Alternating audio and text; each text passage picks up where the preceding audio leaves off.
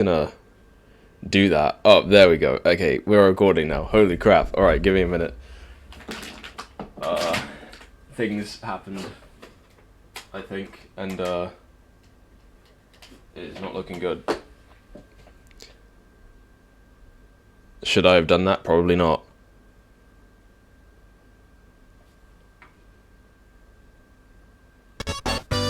Oh, there we go. Alright, we got it. Okay, so what's up? Hello everybody, we are back. It's been 1 week since the last stream, so you know, it's been a while, but we're here. Welcome back to the Mario no, just kidding, we're not freaking doing that because it's time for the other guy now, you know, the blue guy, I forgot his name. But yeah, so now that we've done okay, whoa, hold on, I need to readjust to this. Okay, now that we're done playing every single mainline Mario game, it's only natural that we play every mainline Sonic game. And so here we are, we're gonna play some Sonic 1 today, the first game, the one that started it all and everything. It seems like the game audio is good, so that's good to know.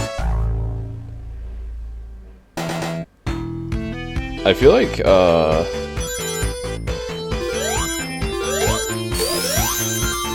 it's a little low for me. There we go, I just want to make sure I'm hearing what you're hearing. Let me know if it's too loud or too quiet or somewhere in between. I don't know. So anyway, yeah, we're just gonna get into this. So this isn't gonna be a long stream because you know this is not a very long game. But we're just gonna get started. Yeah, I hope all the audio and everything is good. And also, yeah, I forgot to start recording, so anyway, if you're on the YouTube side, hello, welcome to the stream. Well, the VOD actually, because you're not watching it live.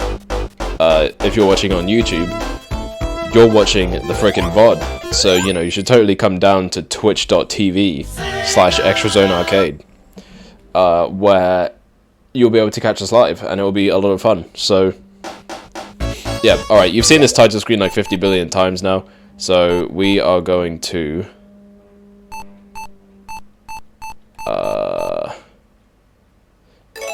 Okay, wait, oh yeah, here we go. Okay, start a new game. Okay, seems okay? Okay, seeming okay isn't enough, I need to know for sure if it's okay. I need to know for sure if it's okay, because we gotta do this right. Because it's Sonic, we gotta make sure everything's good here. So yeah, we're playing Sonic 1, the first game. Now, obviously, I'm playing it through Sonic Origins, because it's just the most accessible way to play the game. And, you know, I know Origins has its problems, but I would say this is one of the better ways to play Sonic 1. At least, so... You know, your mileage may vary on the other games, but at least for Sonic 1, I think this is pretty much one of the best ways to play it, if you ask me. So they at least did that. Move mic away, but turn down the game audio. Okay, I'll just put it back to what it was at before. Well, roughly. Okay, yeah, that'll do. That should be good. Okay. Alright, there we go. I hope that's better. Alright, so now we've reached our first special stage, which, you know, you access by... Oh my god, I'm so sorry. You access them by collecting 50 rings, and then this giant ring will appear at the end of the level. Which you then jump through to get into the special stage. Once you're in the special stage, your goal is to get one of the 6 Chaos Emeralds. And yes, there's only 6 in this game. So, no Super Sonic. But if you want to get the best ending, you gotta get all of them. Which I am going to attempt to do. And by attempt, I mean I'm going to successfully do it because I'm just that guy. So yeah. Now what's cool about Sonic Origins, obviously, is that it adds the drop dash to the game, which, you know, is obviously a move from Sonic Mania that allows you to charge up a spin dash in midair. And you can let it go right away like that. Of course, you can also spin dash, which wasn't introduced until Sonic 2. You can roll, which was a move in this game. You can jump. You can run real fast, and yeah, that's pretty much it. Like, the controls are very standard, very basic. But yeah, so we're here in Green Hill Zone, which obviously is the opening zone, the one that started it all, and the one that they never stopped bringing back, because I just, well, why not, I guess. It's a good zone, though. Can you really blame them? Can you really blame them for bringing it back in every game? Like, they do that for a reason.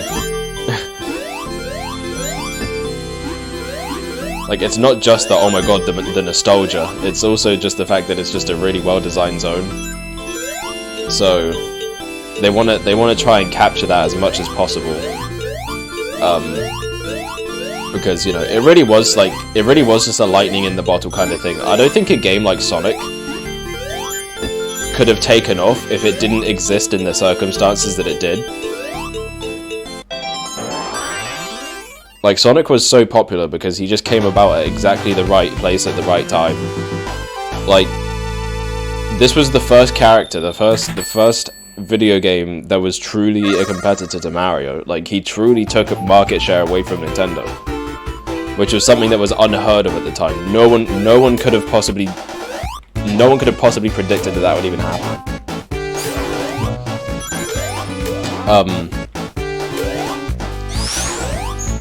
So, you know, it's a testament to just how it's a testament to how well designed Sonic is as a character, and to how well designed Green Hill Zone is, because obviously, you know, it's the zone they showed off the most when the game was coming out. It's the first zone of the game, so it's the one that's the most recognizable. The music is honestly just as iconic as World 1-1. Like, you tell someone to hum the theme to Green Hill Zone, or just like say, "Oh, hum the Sonic theme," they're gonna hum you Green Hill Zone. Like, this is easily one of the most iconic pieces of music in a video game, one of the most iconic aesthetics in a video game. You can't really go wrong with it. Like, yeah, I don't blame them for bringing it back all the time. I mean, I wish they didn't, because I'd like to have another zone that could have the same impact. But, you know, I mean, if we have to have Green Hill to the end of time, then I guess, I mean, at least it could have been something worse. It could have been something way worse. It could have been the next zone, which you'll see in a minute. So yeah, here's Dr. Eggman for the first time, or as he was known in the West, Dr. Robotnik, because apparently Eggman was too silly of a name. So they were like, you know what, nope, we got to change this, because people are not going to take him seriously if his name is Dr. Eggman. But, you know, they would change their minds on that later down the line, which you're gonna see as we get through this marathon here. So that's it for Green Hill Zone, and obviously Sonic's whole gig is that, you know, he's trying to stop the pollution that Dr. Robotnik is causing to South Island. He's also kidnapping all of Sonic's friends and stuffing them in robots. So we gotta bust up the badniks, free the animals, and save the land. So, you know, simple premise, simple gameplay, cool character, nice looking environments. It was all just a perfect storm to just like dethrone the plumber. You know, they really had everything they needed to just make it happen. And they did. And Sonic is still popular to this day. And a lot of it is honestly just down to the aesthetic. Like, Sonic as a character design is just so perfect that, like, I think that's honestly what has kept him afloat for so long, despite some of the, you know, rocky moments we've had. To quote every single gaming journalist of all time, you know. Everyone's heard the term Sonic had a rocky transition to 3D, everybody knows that. It's a stupid term that isn't even really true, to be honest. I mean, I'm gonna show you in this marathon for a fact that isn't true.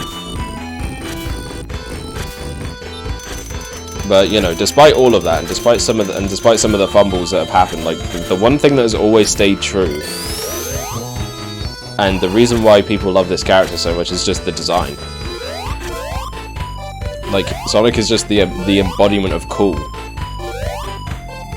Like, even beyond just the 90s where he was created, like, growing up, like, there just wasn't a character cooler than Sonic, like, in my opinion. Oh, hey, what's up, Tails? What's that? Tails1296. First time chat, what's going on?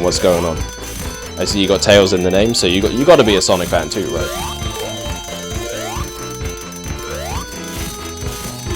Whoa, alright, here we go. So, to let you know what's going on here, I'm pretty much going through... Ow. I can just call you Tails? Alright, sweet. See, that makes things easier, because, you know, Tails is also a character. So I can just be like, hey, what's up, Tails? What's going on? But yeah, so no, to catch you up on what's going on here, we're basically going to play through every single mainline Sonic game, because I just got done playing every single mainline Mario game. And of course, I love Mario, I love Sonic, so got to do them both. Okay, so here's Special Stage 3, and this one is funny, because you can just straight up lose this, like, immediately, and it is definitely a thing. All in one stream? No, that would kill me. That would absolutely kill me. Each game will get its own stream. Some games might be multiple streams depending on how long they are. So like Sonic Frontiers, for example, is probably going to be like 3, because that's a longer game. But we're not going to get to that for months. We're not going to get to Sonic Frontiers for months, because that's the last game we need to play. And then Sonic Superstars will hopefully be out, and then we'll play that. Because I'm very excited for it. What am I doing? Okay, alright, there we go. There we go. But yeah, so no, they'll all be separate streams. So today I'm playing Sonic 1. Tomorrow is Sonic 2, then after that is CD, and then we'll finish this week of streams with Sonic 3 and Knuckles. Ow. Alright, this is just let me in there. Just let me in there. Let's just get this thing done. Alright. Freaking Chaos Emerald. Okay. Okay, I'm scared. Here we go. So like almost every day? Pretty much. Pretty much. Oh yeah, so I should also mention, for any returning viewers that might be confused, I have cut down the number of streams per week, so it's no longer 5, it's going to be 4. So I'll stream Tuesday through Friday every week, so that's going to be what changes. But it'll be the same time, so it's always going to be 6 PM British time, whatever that is for you. You can figure that out, because I need to get better at learning time zones. Okay, I've been in here for way too long. Alright, let me relax. Months upon months. Yep. I did kind of calculate it. I think by like the end of September we should be done, but yeah, we're pretty much going through all of them. Like some of them I'm even gonna 100%. So that is gonna be a ride. Some of the longer ones I think I would just opt for just beating them. Like I'm not gonna get like all A ranks in Sonic Heroes, for example. Like that would just take way too long. And I don't want to spend the rest of my... God damn it. I remember in OG the pink emerald shines... Okay, see, that's what I was talking about. That's what I was talking about. That could just happen to you. Oh my god, I'm doing so bad at this. Hello?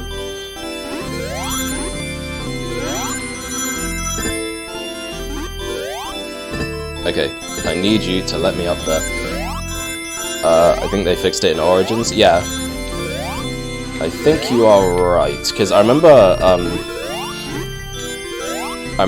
the original, like at least with the emulated versions, like that was always an issue. Sometimes the emeralds would like flash wrong colors. I don't know if it was like that on original hardware, but I do actually have a Mega Drive with the game. And everything. Actually, I have all of the original games. I even have the box Sonic and Knuckles, which is pretty hard to get. So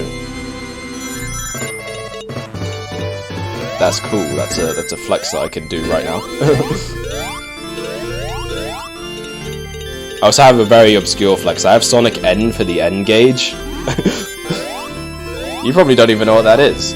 So there you go. There's something I own that nobody else probably does.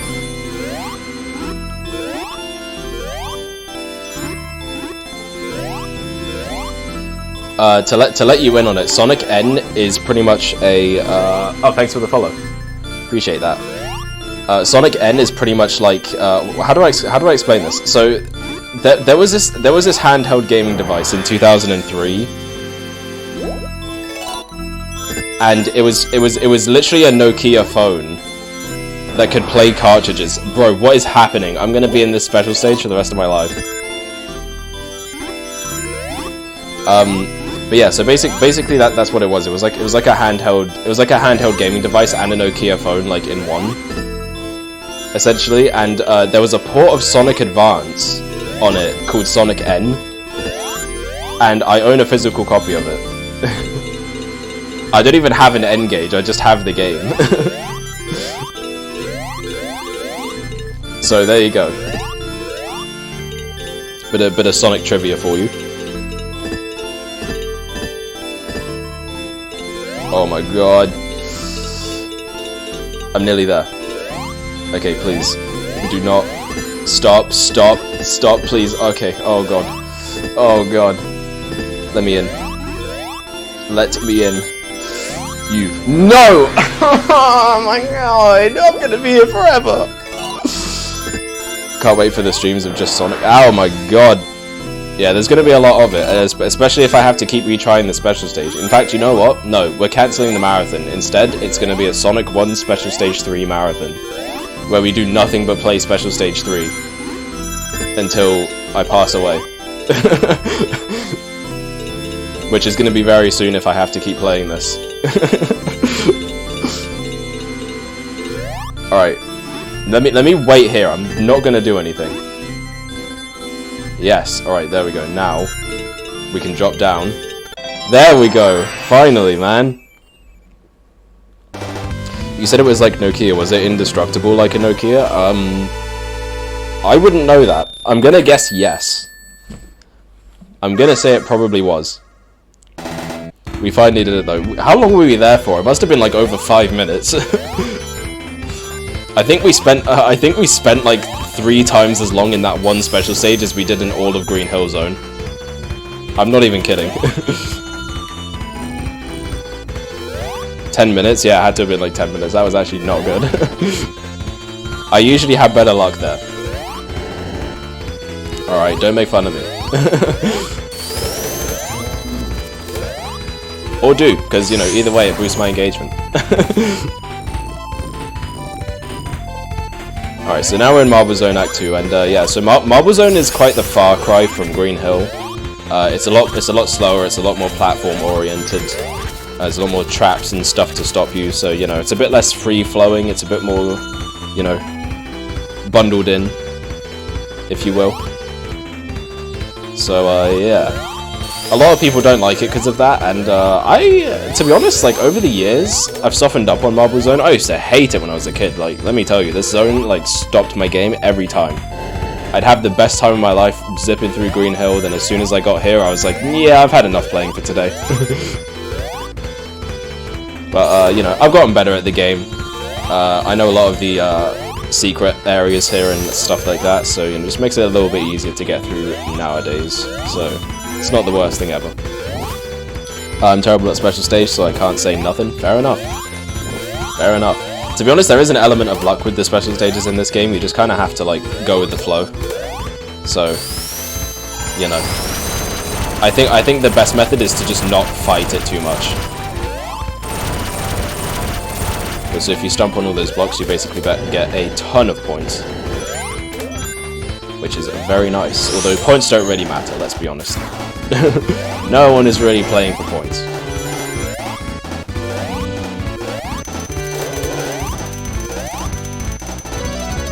Act 3 on mobile is torture. Oh, I think I know what you mean, because there's that one part where, like,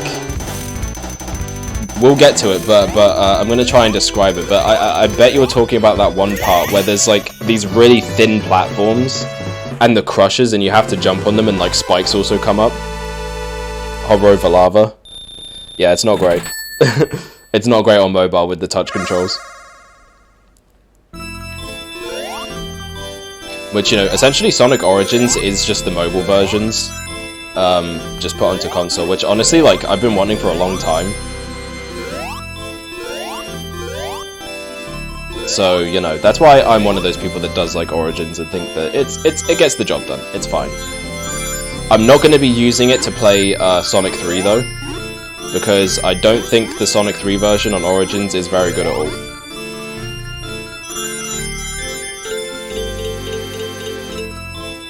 So I'm going to be playing Sonic 3 Air.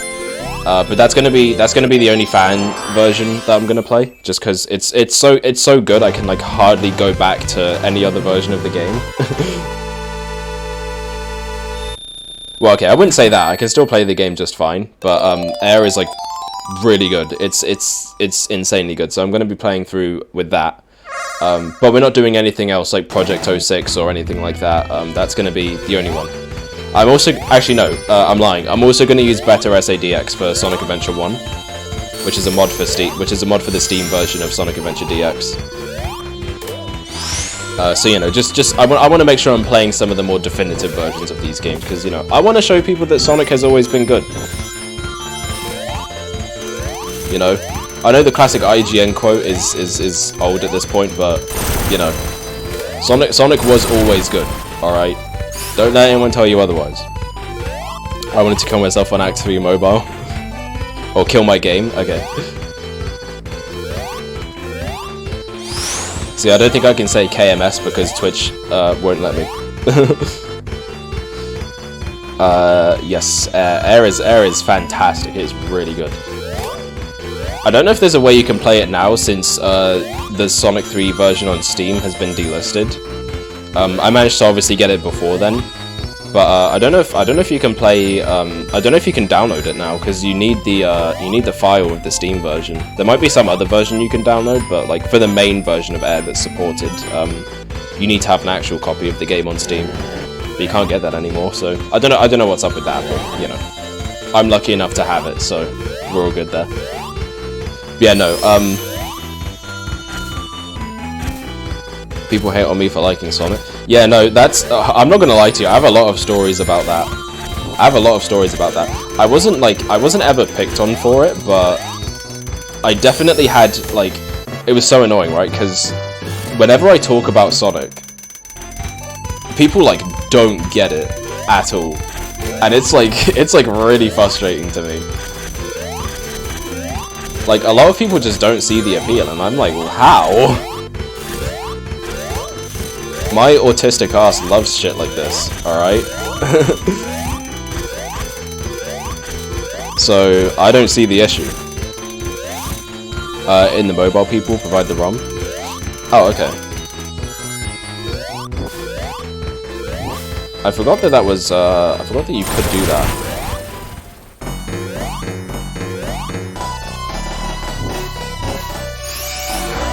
Yeah, so I guess there is a way to access it nowadays. But yeah, I've got the Steam version. I also have some mods for it, but we're not going to be using mods. We'll just do a vanilla playthrough and stuff. I was also toying around with the idea of doing each game with the classics anyway, with different characters. So obviously we're playing Sonic 1 with Sonic.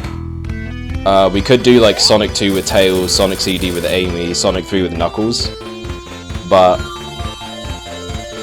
yeah.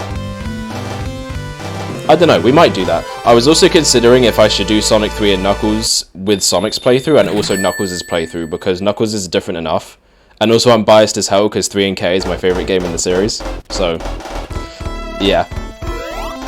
And hey look, it's the song I played at the beginning of the stream, Spring Yard Zone.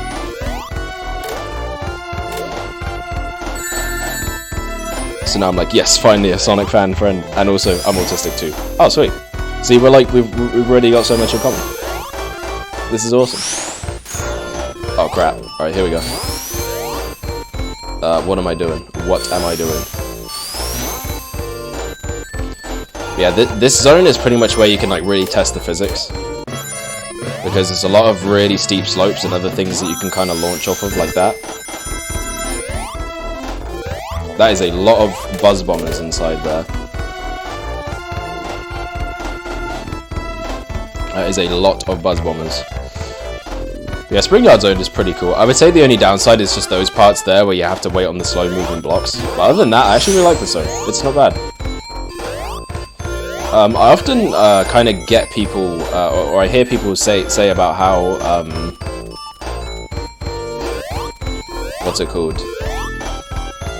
Sonic 1 is like the worst classic game, but like I kind of disagree. Because I actually have enough fun here. Like, I think the level design is like pretty good for the most part. Like, yeah, there's a couple sections where you definitely have to wait a lot, but it's not that bad. Like, if you know kind of how to get around it anyways, it's like not the worst thing ever. For me, I think CD is probably my least favorite from the classic series, and I don't even think it's bad. Like, I actually like CD, but I think it's the weakest. I'll put it that way. Because it's not that it's bad, it's just that, like, it's not my favorite. Like, I'd rather play the other games. I try to be here every day. That's my go. I appreciate that. That is actually really awesome to hear. Except Labyrinth Zone. Okay, yeah, no, you just... I mean, let's just not talk about Labyrinth Zone until we're there. I'd rather keep that out of my mind while I can. I'd rather be blissfully unaware that Labyrinth Zone is the next zone after this. You know? I just don't want to think about it. Alright, so now we're at Special Stage 5. And also, thank God for Sonic Origins having the retry feature, because it makes these so much easier. Although, of course, you know, I can totally do it without that, because, you know, I'm a gamer. But, it just makes it a bit more convenient for stream's sake, so, yeah. I appreciate it. I appreciate that they added that. Alright, so which way do I need to go? Oh, that way I need to go. Not this way. Okay, damn. What's your favorite soundtrack out of all the mainline Sonic games? Oh, you know what? That should be the question of the day. That should definitely be the question of the day. And that goes for anyone who's watching the VOD or watching live right now. Say your favorite. For me, though, it's... Oh, that's a hard one. For me, it might be either CD or Sonic Adventure 1. Because I feel like they both have a lot of, like, really good variety in them. And also, Sonic Adventure 1 has, like, the vocal tracks and everything that I think are cool, so... Yeah. Ooh, that's a tough one, to be honest. Sonic Frontiers is pretty great, too. Like, it's up there. Like, just for the Titan themes alone. And I know, like, the EDM stuff isn't for everyone, but I really like the cyberspace music. It's pretty solid to me.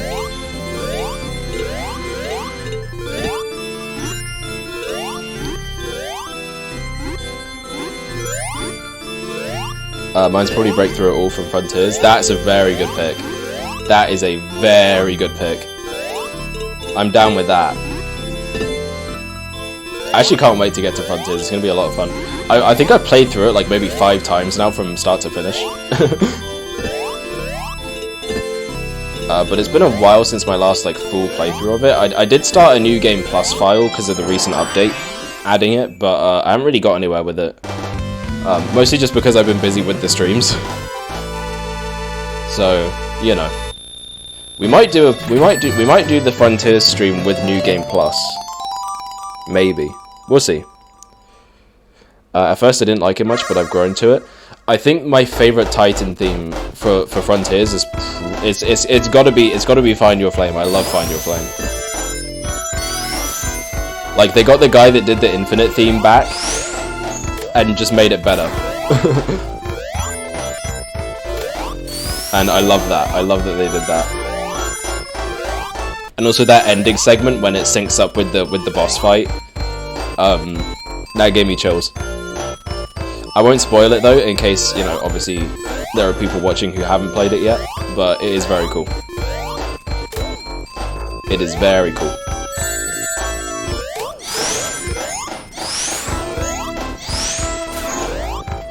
Yeah, I think right now though, like in general, it's just a very good it's a very good time to be a Sonic fan, in my opinion. I think we just have a lot of really cool stuff happening for us. We have like a ton of games coming out. There's all the DLC for Frontiers. We've got Sonic Prime, which is really good. The movies are going strong. Yeah, you know, it's all. I think this era that we're in now is like really good. It's definitely a step up from where we were before. Which is crazy to think about. Like the whole Sonic boom thing was almost 10 years ago. Can you believe that?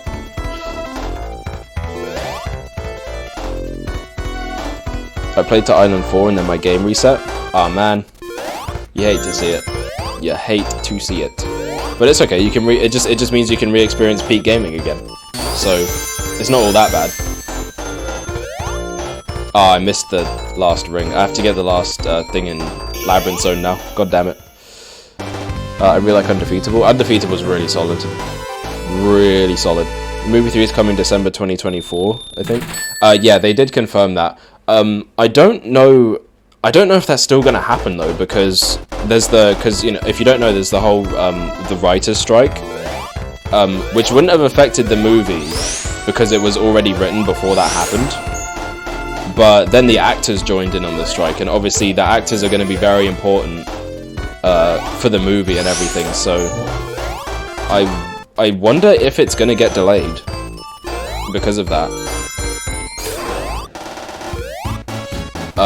But we'll see, I hope it doesn't. Just because I really don't want to wait. I gotta see Shadow on the big screen, man, I'm telling you. That will break the internet, but like the day that trailer drops and we see Shadow in action, like, bro, people are gonna go crazy. Because, like, Shadow is just on, like, another tier of popularity. Like, obviously, other than Sonic himself, like, Shadow is just such an immensely popular character that, like, everybody will be there to see it. Everybody. Are you playing Rush? Oh, you know what? I should probably go over what games I'm playing just to make sure that everything's clear. And here's the thing. I know it's very contentious what some people consider a mainline game. And there might be some that I'm playing that you might not consider mainline, or some that I'm not playing that you might consider mainline. But the games we're going through, obviously, we got Sonic 1, 2, CD, 3, and Knuckles. After that, I'm actually going to be playing Sonic 3D Blast. And yes, I know some people don't think it's mainline, but I think it's a good transition between the classic games and adventure. At least, like, you know, quality of the game itself aside, you know, I still think it's like the first 3D Sonic game to me, so I count it as mainline. Then after that, obviously, yeah, we're doing Sonic Adventure 2, Sonic Heroes, then we're going to go to Sonic 06, then after 06 we're doing Secret Rings, then it's Unleashed, then it's Black Knight, then Sonic Colors, Sonic Generations, oh wait, so there's also Sonic 4, we got to do Sonic 4 as well, Episode 1 and 2, Sonic Lost World, Sonic Mania, Sonic Forces, and then Sonic Frontiers. So yeah, pretty much no handheld games this time, but we will do that as a separate marathon, I think. Absolutely. Where we'll cover the Game Gear games, the Advance games, the Rush games, and anything else that is a handheld game, basically. You know, Sonic Pocket Adventure, Lost World for 3DS, Generations 3DS, Colors DS, and the lot. 3D Blast, I've heard the graphics are garbage. I'm not gonna lie. They are, but it's in like a charming way. Like, I actually really like it, and it's like fairly impressive for what they were doing. Like, you have to remember they were getting those kind of graphics on a system that released in 1988, which is like pretty impressive. I can't lie. Like, if anything else, it's honestly a technical marvel that Sonic 3D Blast even works.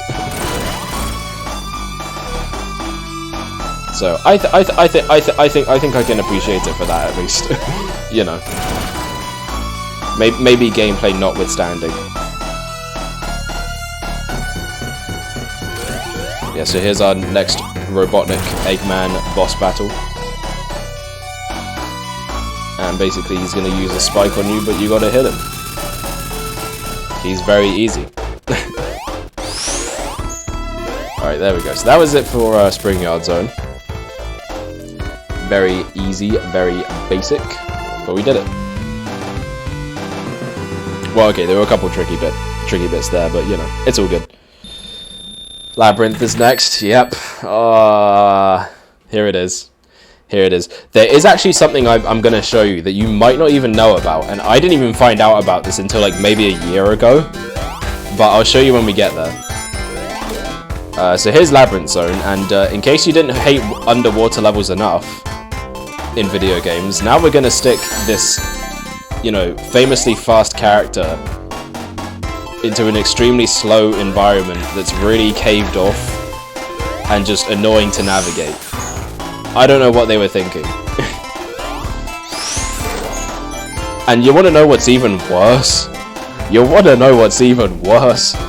This was actually going to be the second zone of the game. I don't know if you knew that or not, but it was originally going to be Green Hill, Labyrinth, Marble, Spring Yard, Starlight, and then Scrap Brain. I'm not joking. I don't know why they decided to do that, or why they thought that would be okay, because it is not. It is not okay. That was not what I meant to do. Okay, wait. Alright, here we go. I'll do it properly this time. Whoa, okay, here we go. In the stage select in the OG, you can see this order, so I know. Yeah, it's true. The stage select reveals what they were gonna do originally, and yeah, it's not good. It's not good. You know, I'm glad they went with the order they did for the final game, to be honest. I think it makes sense. But I also get what they were going for with that original order, because I think the idea was that it would make it so that it progressively gets more and more, like, urban as the game goes on. You know, more like industrialized in a way. Like, I think that was the intention. It doesn't make it good, though. You know, just because it was... Okay. I'm glad they moved it, but still don't put the fastest thing alive in water. Yeah. Not the smartest move, but you know, at the very least, you know, we have this zone as a reminder of how to not do underwater levels in a Sonic game. You know, whenever a developer is considering putting a water level in their Sonic game, they will always look at this and be like, yeah, let's not do that. Because this is just miserable. This is not fun. And they learned their lesson as soon as Sonic 2, so there you go.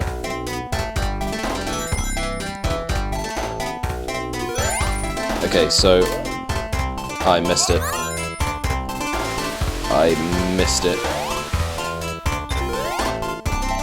I don't think I can get it now. Yeah, no, never mind.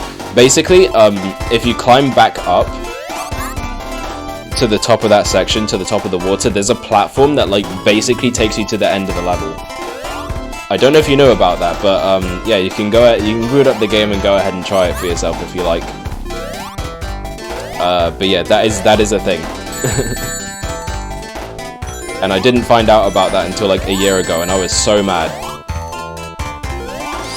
And I'm mad right now, because now I can't use that shortcut, and I have to actually play the level. Which I would rather not do. Also, yes, this is where you get to hear the infamous drowning theme for the first time that gave many of us nightmares. Including myself.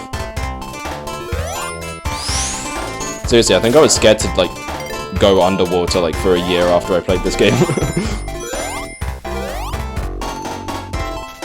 Well, okay, more specifically Sonic 3. With Hydro City. I mean, Hydro City, like, obviously if you're good, you don't have to be in the water at all. But 8-year-old me was not good. So, he was spending a lot of time drowning. And they put it where he can't... And they made it where he can't even swim... Where he can't swim. Even better. That was actually a misconception. That was a mistake. For some reason, Yuji Naka thought that hedgehogs couldn't swim. But they can, and they're actually pretty good at it. So, you know, this entire zone exists because Yuji Naka couldn't do some research, basically. So I'd like you to blame him for that on top of the other heinous things he's done, like create Balan Wonderworld and commit insider trading. I'm sorry, we had to bring it up at least once. We had to bring it up at least once. I'm sorry. Like, did you think we were gonna play this entire marathon without mentioning that? Like, come on.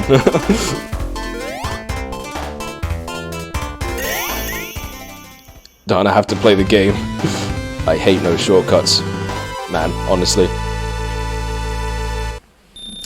having to interact with the game elements and mechanics, I would never do that. I would never do such a thing. Like, what do you take me for? Someone who plays the game properly? Nah, not me. Not frickin' me, dude.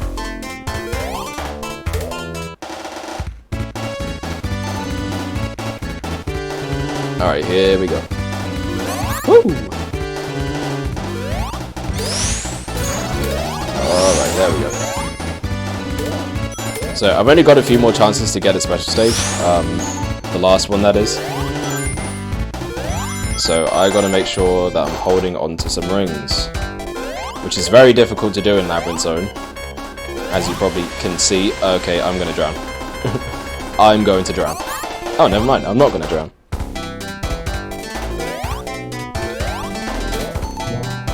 I would never touch the water. I don't like fun games. Grr, I'm mad. See, the game would be fun if there was no water. Or at least if it was very limited. Just like the smallest amount of water known to man. Like, the tiniest droplet of water, then the game would be good.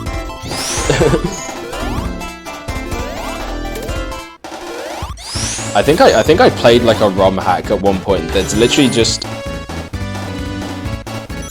It's literally just the same game, except like all the water in Labyrinth Zone is gone. I'm not even kidding, like, I think that's an actual ROM hack that I played at some point.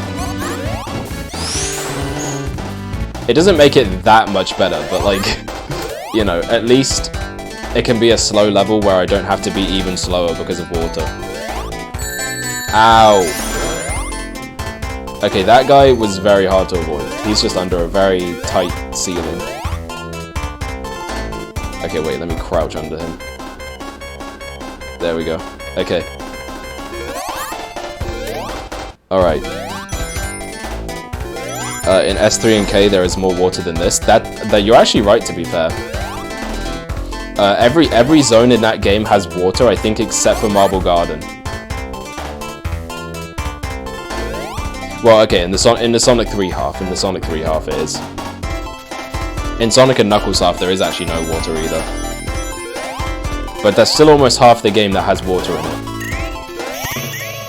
And yet, it still manages to be the best game in the series. Because that's just how good 3 and Knuckles is. I actually can't wait to get to that game. It's gonna be, man, it's just such a good game. It is just such a good game. Without the water, the level design is still garbage. Yeah, no, the level design isn't great, still. It's just... Okay, how should I put this? It's like, instead of getting your teeth pulled out while stepping on Lego pieces, it's like you're just getting... It's like you're only stepping on Lego pieces. But with the water there, it's like you're getting your teeth pulled and stepping on Lego. Basically, that's the best way I can put it. Because they use the water right in S3 and K, that's why it's good. Exactly. See, you get it. You're quite the educated fellow.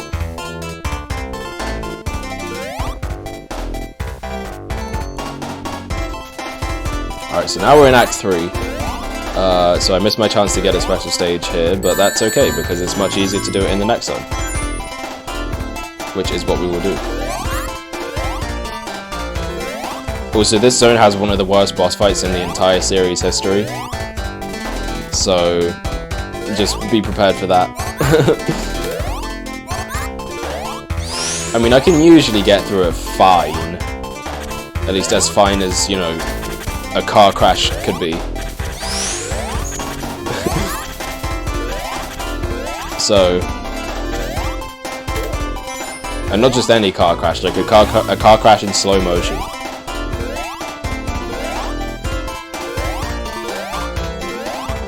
Some rings. Bling. Alright, here we go. Now we're gaming. So you can get some speed here, right? No, who am I kidding? This is the slowest level ever.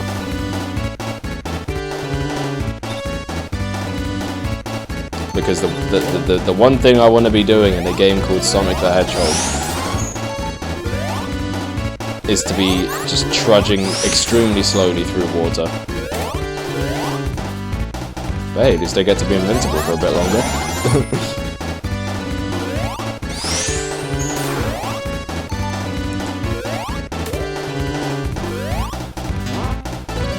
Okay, let me get a bubble.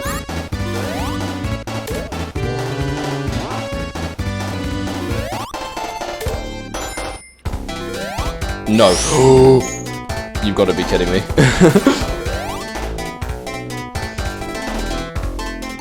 I have the Sega Master System 1 and 2, and a fan of Master System Sonic. Triple Trouble 16-bit, Time Twisted fan game. Sonic 1, 2, 3 Air. Nice. I don't think I've played Sonic Time Twisted. That was made by the guy that did the before and after the sequel, right? I'm pretty sure. No, that was Chrono Adventure. That's another one. Shoot, I don't even remember Time Twisted. All on mobile. Oh yeah, I forgot they put the 16-bit Triple Trouble on mobile. That was a really good fan game, actually. I really enjoyed that. And I'm one of those people that actually really like the original Triple Trouble on Game Gear, so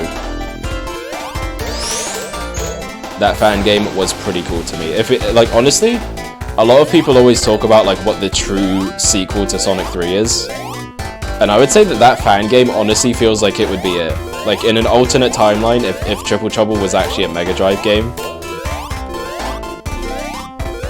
like I genuinely wonder if I genuinely wonder how much that would be basically just a sequel to 3 and Knuckles, because it honestly feels like it. Like, you know, some people will say Sonic Advance, some people will say Sonic Mania, some people will say, you know, the actual Sonic 4, even though, you know, it's not the actual Sonic 4, it's like a poor man's New Super Mario Bros. That's honestly the best comparison. It's like Sonic 4 to the Sonic series is what New Super Mario Bros. Was for the Mario series. It's just like the most like bland, safe version of the idea of Sonic.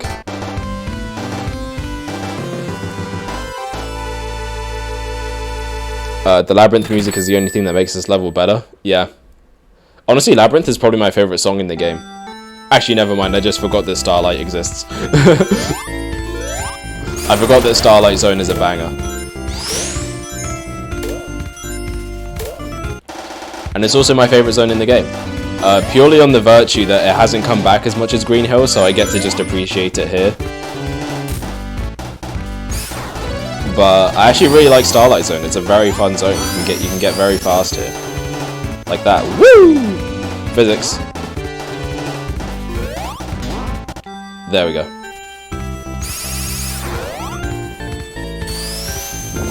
Alright, nice. Now, I need to just not play dumb and hold on to my rings until I get to the end of the zone. Oh hey, I got to the top of the loop. Let's go. Alright, now I'm trying to go down here.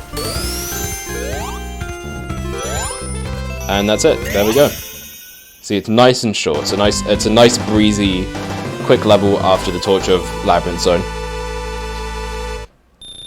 The torture is gone. Yep, we can relax now under the nice starry sky. Finally. This is what true peace looks like. My boy, this peace is what all true warriors strive for. Should I stream the Zelda CDI games? That could actually be hilarious, I'm not gonna lie. That would actually be kinda dope. Maybe if we get to a certain number of followers, I would do that. Oh wait, Scrap Brain exists. Yeah, not only that, but Scrap Brain Act 3 in particular exists. So we're not actually done with Labyrinth Zone yet, which is all I'm gonna say. If you know, you know. If you know, you know. Yeah, Labyrinth Act 4. Literally Labyrinth Act 4. Although there is a big skip in that level, which actually makes it a lot less annoying. Which we will be doing. Ow! Okay, well I got all the Chaos Emeralds, so we're okay now. We've done it. We've secured the good ending.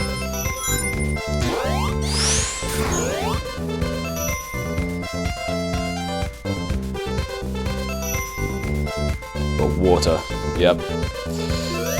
It doesn't change the fact that there is water. But you can skip a lot of it, so we are gonna do that.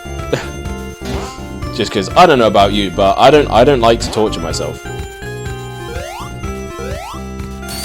I mean, sometimes just being a fan of this series is enough torture.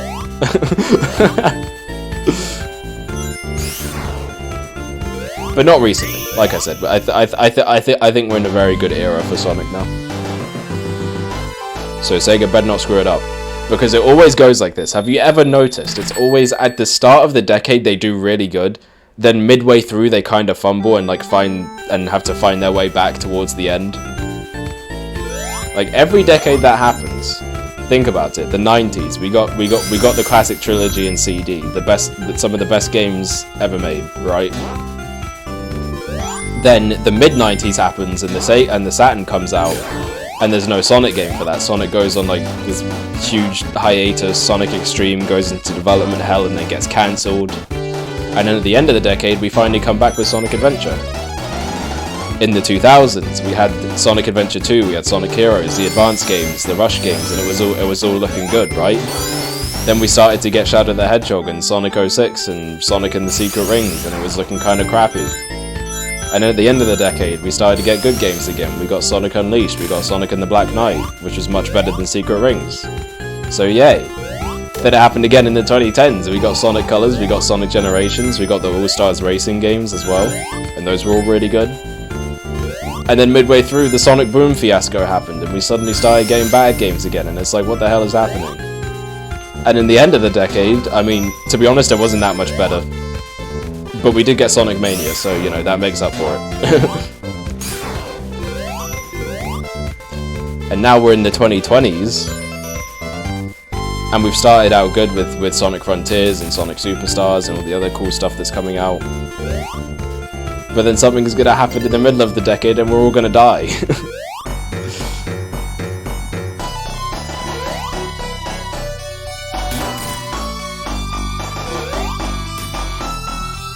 I mean, I hope that doesn't happen. I hope that doesn't happen. I trust Sega. I trust Sega's current direction. They have not led me astray so far this decade.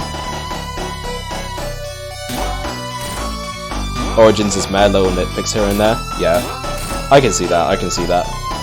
I definitely understand the issues people have. Even when I first played the game, I encountered like a lot of bugs. Especially in Sonic 3 and Knuckles, like I had this one really nasty glitch where like I don't know what happened. I think it was something to do with one of the checkpoints being broken, because after every checkpoint your game saves.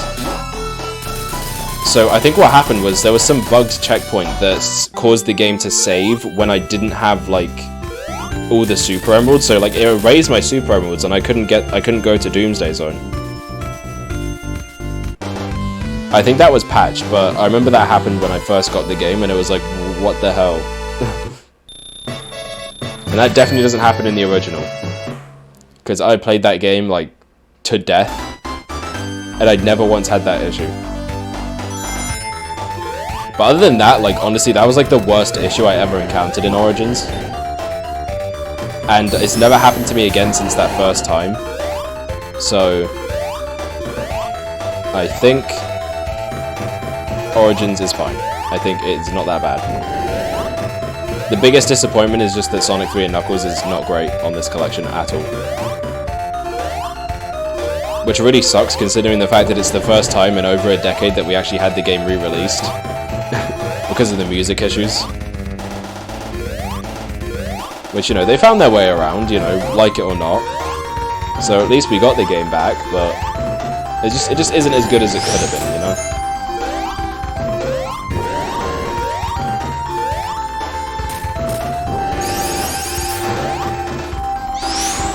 Whoa, okay, now I'm over here.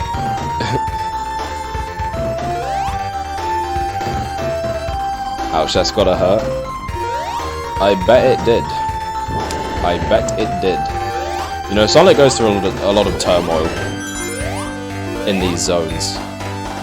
You know, he's always having to go through these cramped spaces, these platforms everywhere that sometimes disappear, these Mega Man blocks. There's things that can electrocute him, set him on fire, he can drown. Like, I feel like Sonic, hazard-wise, has a lot more dangerous things in it than Mario does.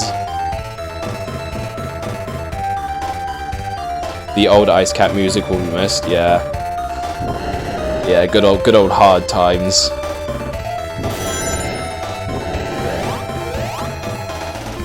But hey, don't worry, you'll be hearing it in this marathon because I'll be playing Sonic 3.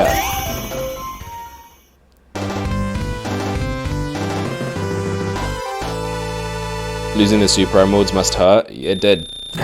It did.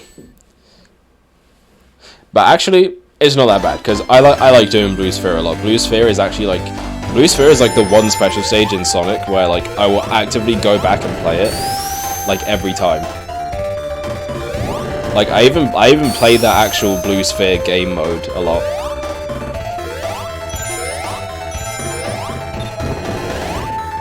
Because I just enjoy it, you know.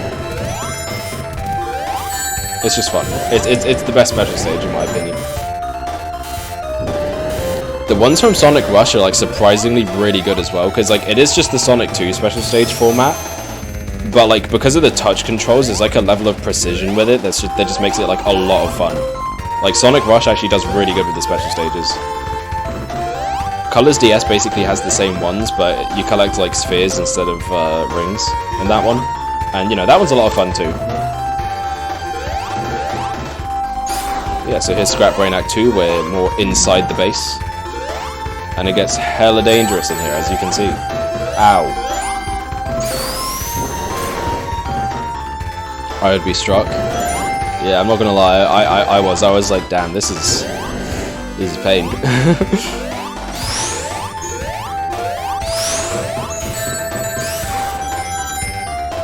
Speaking of pain, Scrap Brain Zone. They really went all out with this zone. They wanted to make sure that you died here. Like, I'm not gonna lie, whoever designed this zone in particular just clearly hates people that play video games. Like, I don't know what to tell you. Like, look at this. Look, like what is that? Why does this random saw come out of nowhere and attempt to kill me? I think this is quite... Ow. This is just unnecessary. Like, do we really need to be doing all this?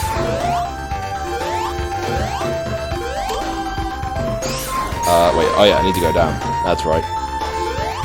I remember now. Whoa. Right, we reached the end. And we're gonna go there very slowly. There we go. And then the infamous Labyrinth Act 4, yep. Which we're about to head to right now. And also, we're about to see the first cutscene of the series, technically. I mean, if you want to count this as a cutscene, I mean, I guess it kind of is. You know, obviously you get Robotnik step on the switch. And it's all like, no! And you're like, oh boy, what's going to happen now? And then you see it. the same bricks, but this time they're just white. I just think whoever designed this just clearly hates this hedgehog and wanted to sabotage him as much as possible. Because why on earth would they make the final level another labyrinth zone? Like, they had to have known. I think they knew exactly what they were doing. Like, really? This is the last level. This is what we're gonna do for the final level, the big finale of the game. It's gonna be labyrinth zone again. That's just great. But you know what? Because we went past that platform at the start, it was easy. We got to skip it real nice. Can we play Sonic 2? Actually, you know what? You raise a really good point. It's only been 1 hour. You know what? We're actually gonna... you know what? No, we're not just gonna do Sonic 1. We're gonna do Sonic 2 as well. Screw it. Screw it. We can do Sonic 2. I can probably beat it in like an hour and a half, so this stream won't even be 3 hours. So, yeah, no, we can do Sonic 2 this time. Sure. I will take a quick break though, just before I get to Sonic 2, because I do want to get some water. So I just put on the be back screen, get some water, and then we'll start Sonic 2. Why not? Why not?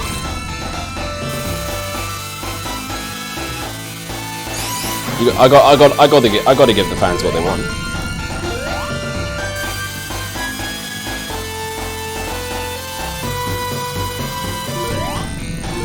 Woo! Alright, there we go. There's one hit. Yeah, I think 1 hour is too short for a stream. I feel like an hour and a half at least is like what I want to do. But yeah, I beat this very quickly, and I was even considering the fumble I had during Special Stage 3. We could have been done with this like 10 minutes earlier if it wasn't for that, actually. I'm gonna be completely real with you.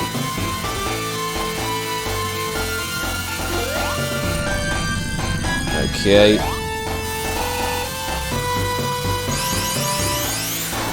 I think we just got a couple more hits left. But this boss fight's pretty scary, especially because you got no rings here, so these energy balls, if they hit you, it is game over. And also, of course, you know, the mech itself can crush you, which is an instant kill regardless of if you have rings or not. Like, it could even getting crushed can even kill a particular golden hedgehog who is normally invincible to everything. That's it, you're finished, Robotnik. GG. They tip for a stream to be 2 hours. Yeah, I think like 2+ hours is like the sweet spot. Good ending. There we go. We did it. We've restored the flowers back to the land, and that's kind of it. Honestly, that's kind of just what you get for the good ending.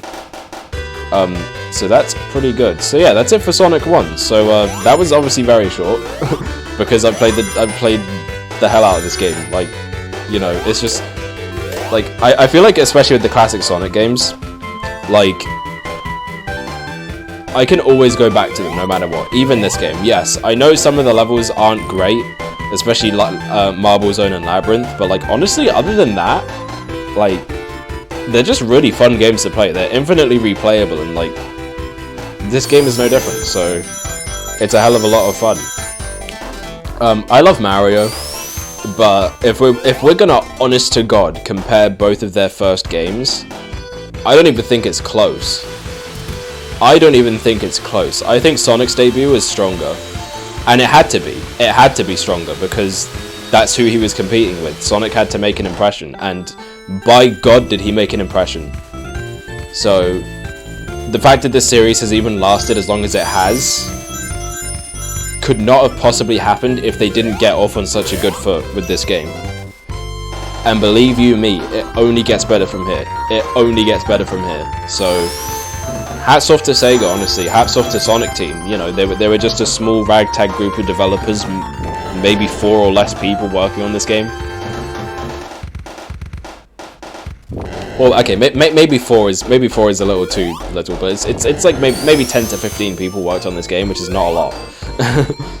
That is not a lot of people, even for back then.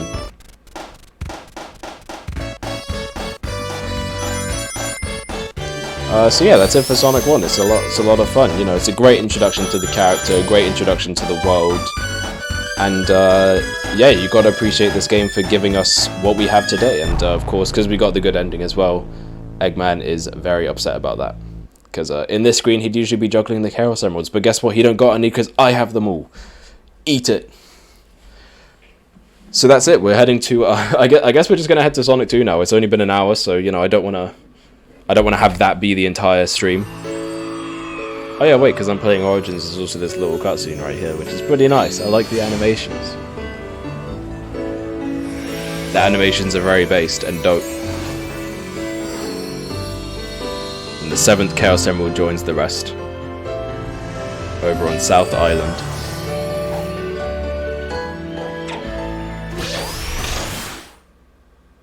Okay. So, I'm gonna go on a break very quickly, like maybe a couple minutes. And after that, we're gonna be back with some Sonic 2s, so don't touch that dial. Where'd the 7th come from? Hell if I know. I don't think they do either. But alright, I'll be back in just a minute, so don't go anywhere, and maybe even grab a snack or something, I don't know, but we'll be back. So, yeah. Dinner. Woo!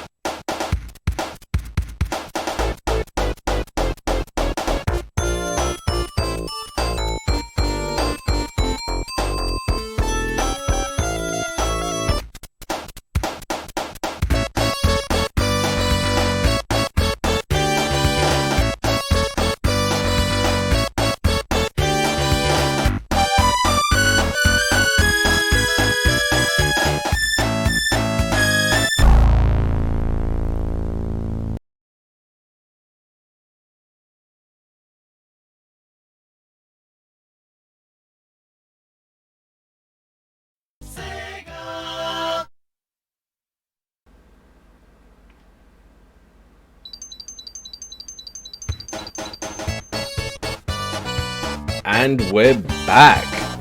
Woo! Time for some Sonic the Hedgehog 2.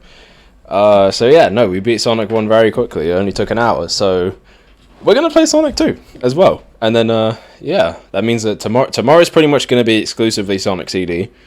And then obviously the day after that will just be Sonic 3. And you know what? Because of that, I'm actually going to do a playthrough with Knuckles for Sonic 3 and Knuckles. How does that sound? Because I think that sounds pretty cool. Alright, so we're going to do one player, of course. Actually, I'm gonna let you decide. I'm gonna give 3 options, and you guys can pick. Do we do Sonic alone, Tails alone, or Sonic and Tails?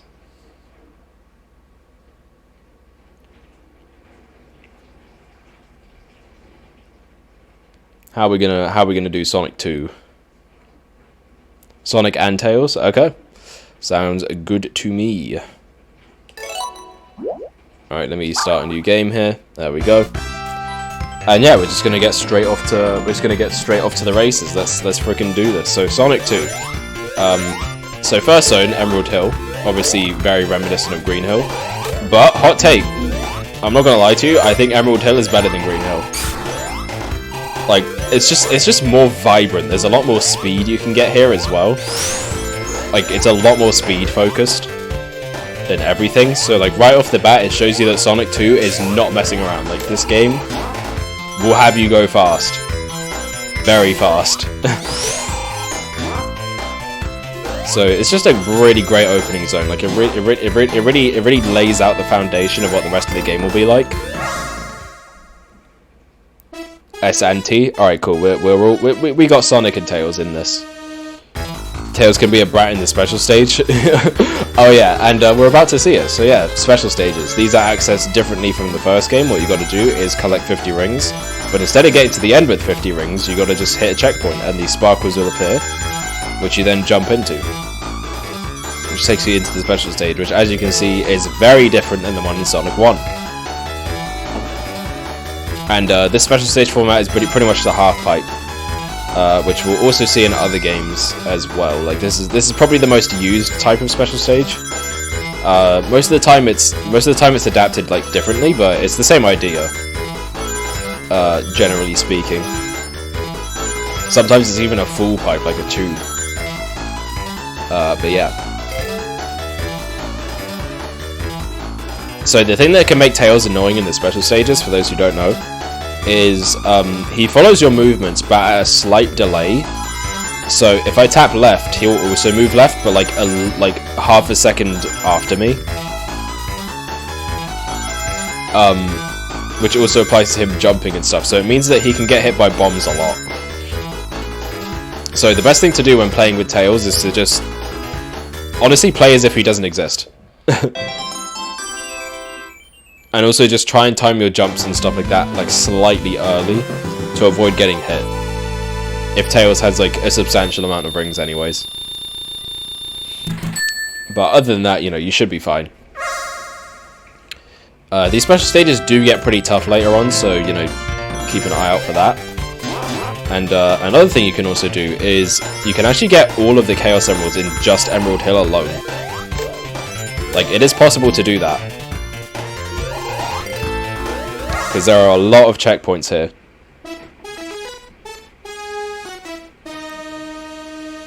S3 and K has the big rings from S1, but they're everywhere around the level. Yep.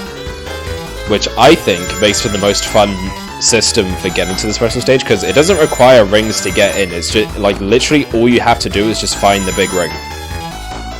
Which means that exploring is, like, a lot of fun, and when you find one, it feels great.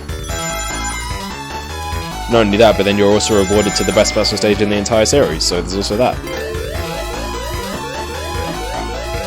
But yeah, so special stage 2 ups the ante a little bit. It's a bit more difficult.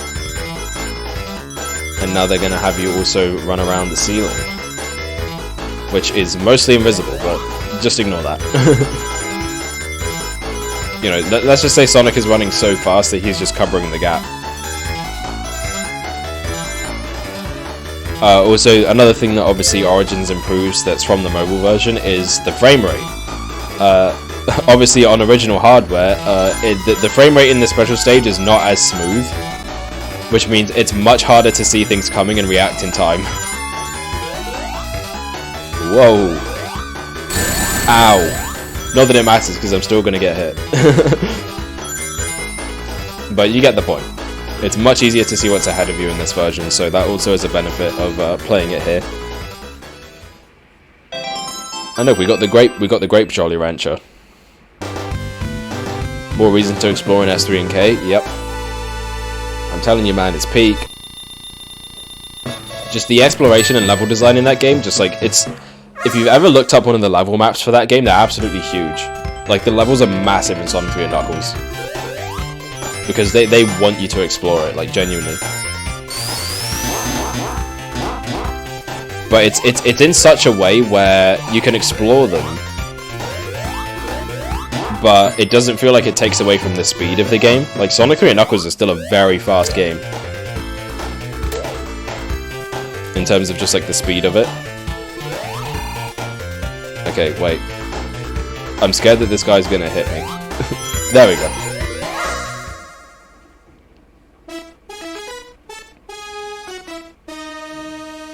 Wait, they're not emeralds, they're Jolly Ranchers. You're so right. They do look like candy. I'm not gonna lie. Like, they look very edible in this game. There's something about them. It just makes me hungry.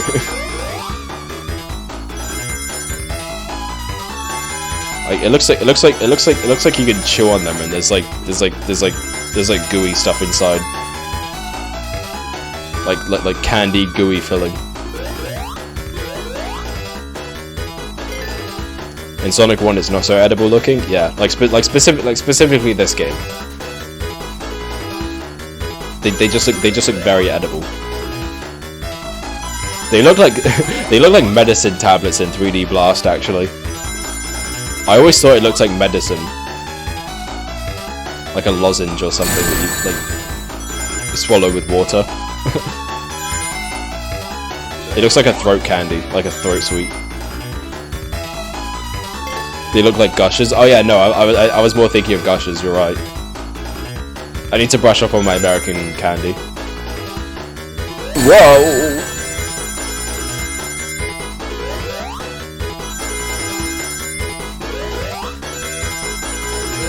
Oh jeez, alright, here we go. Here we go. Oh well. Okay. Tails, please stop getting hit. Did we get it? Okay, we actually got it. See, that's the strawberry one. Actually, no, that's the watermelon one. This is the watermelon one. No, this is the strawberry one. The watermelon one is coming up later. Because there's a pink emerald in this game for some reason. And I have no idea why. I have no idea why there is a pink emerald in this game. It's very confusing.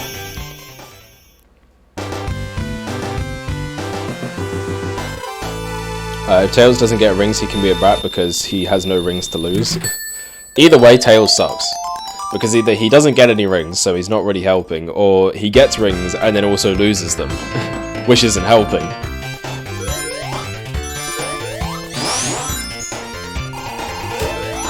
He can be kind of the MVP when it comes to bosses, though.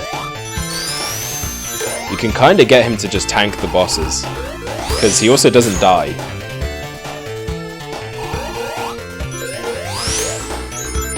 So, you know, if you position him out... If you position him just right... You can really mess up some bosses in this game.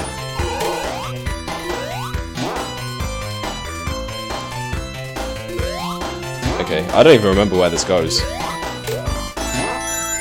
Maybe it doesn't go to anything. Wow, okay, wait, there's a checkpoint back there. There we go. True. Woo! Alright, so we're at Special Stage 4 already. God damn. We're literally on the second level. And we're already halfway there. I'm not going to make it too much of a habit to use Supersonic, but it's more just to have him. But I will show him off, because obviously this was the debut of Supersonic. Obviously this game added the 7th Emerald, which means that Supersonic can be obtained. For the first time ever, and you know, it's obviously not supposed to be a reference to Dragon Ball, like, come on. They wouldn't make it so obvious, would they? They wouldn't be that obvious about the reference. I mean, this is also the same game that has the Death Egg, which looks suspiciously like the Death Star from Star Wars. So, I mean, they really wore their influences on their sleeve here. Which I can appreciate. I can appreciate how bold they were with it.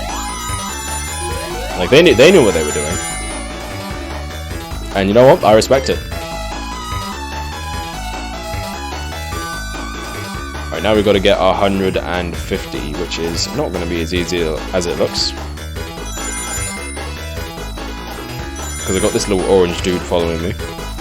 We might make things more difficult, but he only has 3 rings, so you know I can't really blame him too much. For if we don't make it, that will be more my fault than anything. Whoa, okay, that was close, but not close enough to get. Clearly, okay, that's the watermelon one right there. So far we got what's it called? We got blue raspberry, we got grape, we got strawberry, and we got watermelon.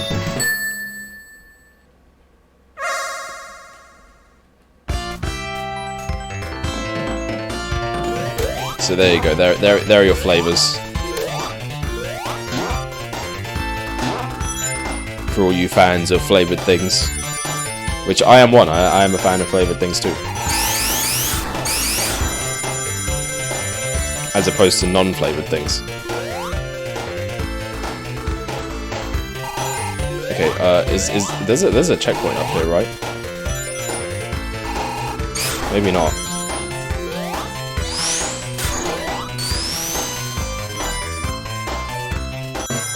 Okay. But there's definitely a checkpoint here. Yes. Okay.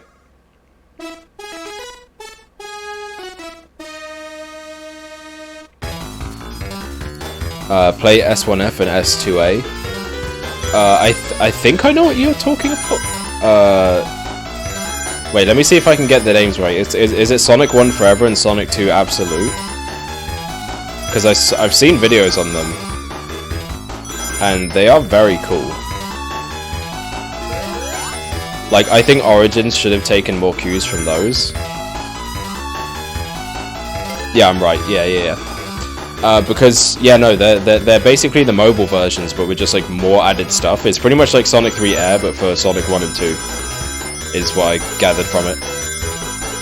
And I think it's cool. I haven't actually checked it out myself, but I have seen videos on it.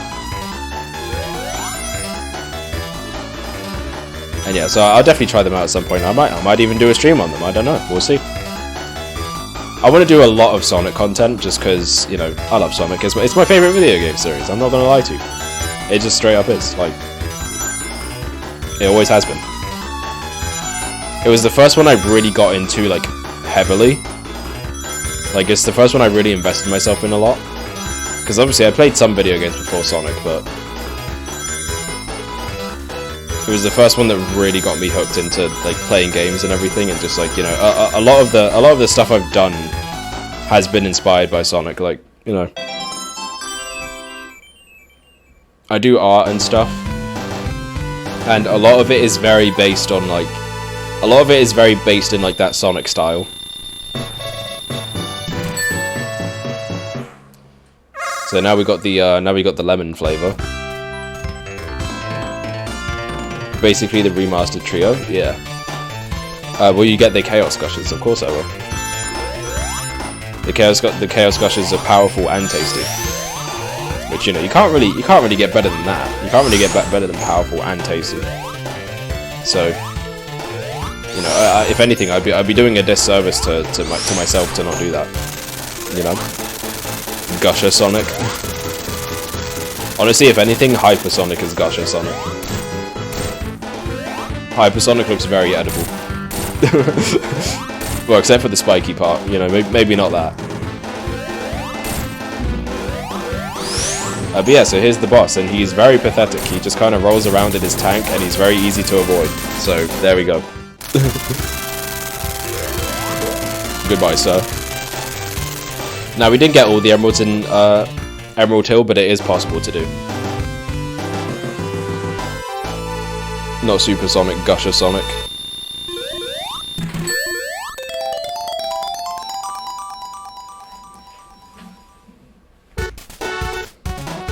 That should be the next form, actually. You know, if they don't want to bring back Hyper Sonic, then they should just do Gusher Sonic. Just make it happen.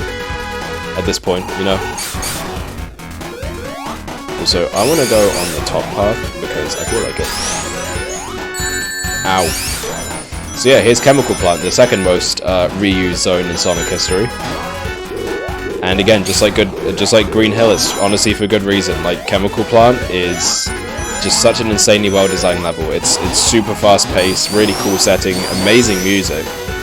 Like, it's all there. Everything you'd want from a good Sonic zone is here. I messed up. Why did I jump? Wait. There we go.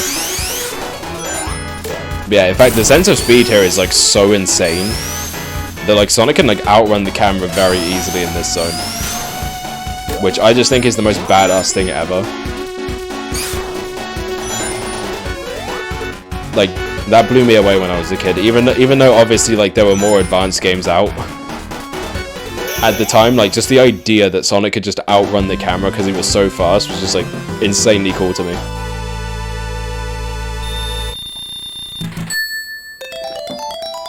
Hypersonic destroys everything he touches, or if anything touches it. That is true, to be honest. If I tried to take a bite out of Hypersonic, I'd probably die instantly. I'd probably die instantly. He does look edible though. I can't lie to you. There's just something about the colors. I don't know. It just looks very edible. I don't know what's even happening anymore. I don't even know what this conversation is. But now we're in Chemical Plant Act 2. And another thing you'll immediately notice that's changed from Sonic 1 is that each zone only has 2 acts in this game, because, you know, 3 acts it can kind of drag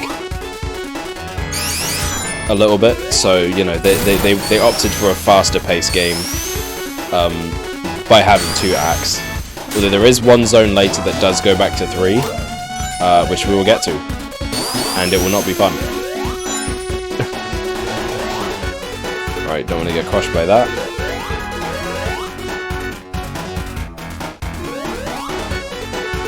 You would be the bad Nick. Poof, you're gone. Yep. Just instantly, just like that. Just gone.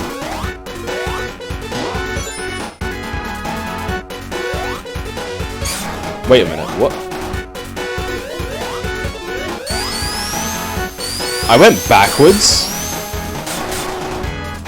How did I end up back there? Huh? Wait, that's actually never happened to me before. How did I do that? How did I do that? I actually don't think I've ever done that before. That is very strange.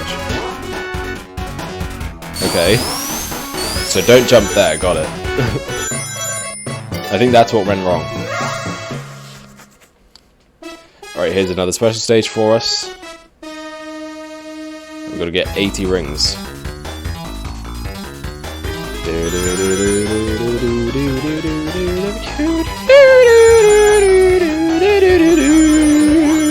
Alright, I'm going to stop that.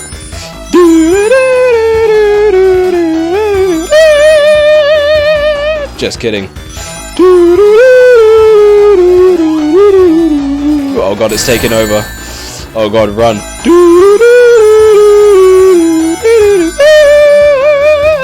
Oh god, here comes the beat drop.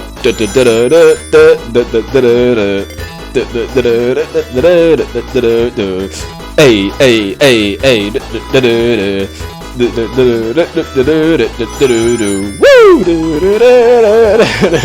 Alright, that's enough. That's enough. I'm gonna stop embarrassing myself. And whoa, look at this loop of rings. Ow. Never mind, don't look at the loop of rings, apparently. It kills you.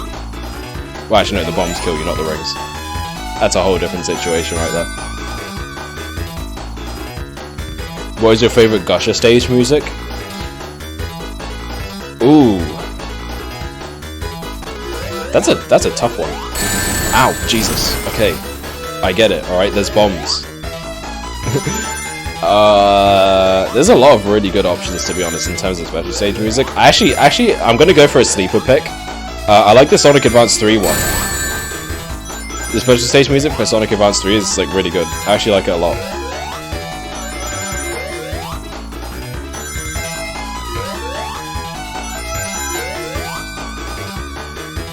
Can I get more rings, please? Oh no, we needed one. Hate to see it. I love how they show you that emerald and they're like, nope, you don't have enough. Try again. Always call them Chaos Gushers. Damn. I guess they're just the Chaos Gushers now. I don't know what to say. The Gushers do be gushing.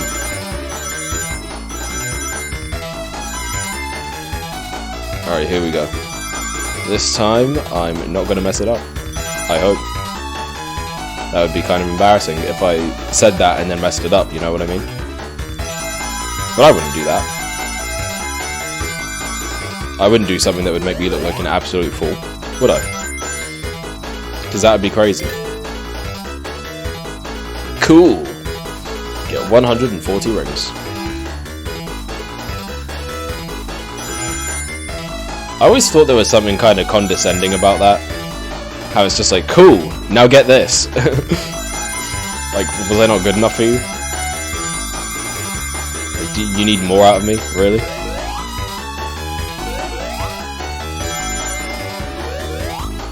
I don't know, maybe I took it too personal.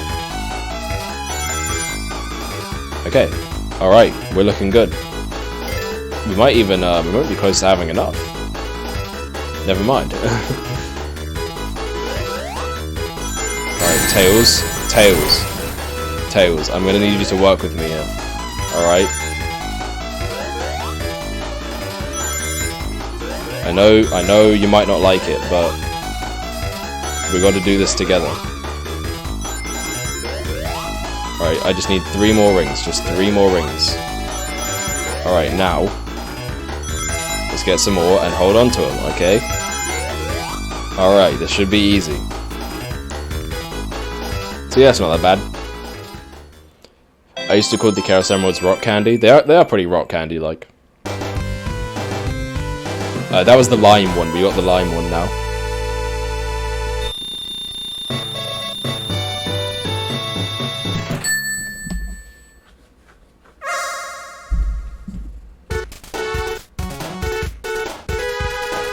Yeah, the lime flavored Gusher Emerald.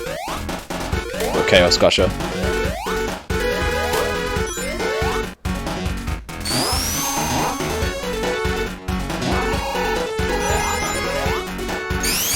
Alright, so here's the infamous pink water of Chemical Plant. Obviously that's the big hazard. I missed the skip, that's okay. Now we're in this part, which is the most infamous part of the entire game.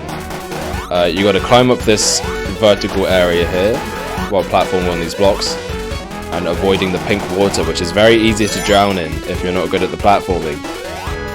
Which as a kid, I was not, so you can imagine I died there a lot, and there was a lot of frustration and tears involved. Go back. There we go. Alright, final Chaos Emerald. Here we go, it's the grey one. Are we the same? Wait, hold on. Hold on. Okay, I gotta focus. I gotta focus. Oh god, I really want to read your chat, but this stage is the scariest one. The stage is the scariest one. Alright. I'll read it when I get to the checkpoint. I promise. Okay. Are we the same? Like, our brains think the same. We are basically the same person. It's a hive mind. We're plugged into the same system, you know. Let's put it that way.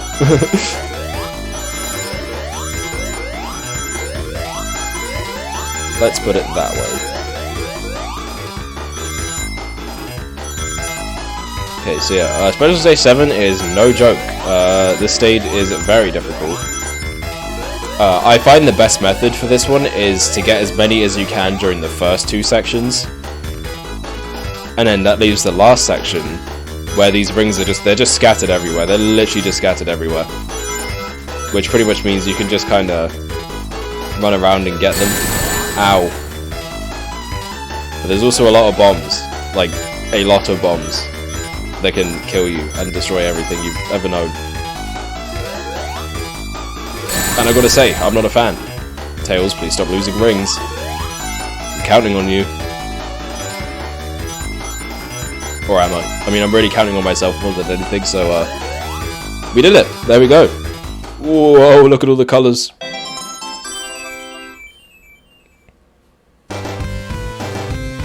When in doubt, blame it on Tails, yep. It's always his freaking fault, alright? I'm telling you.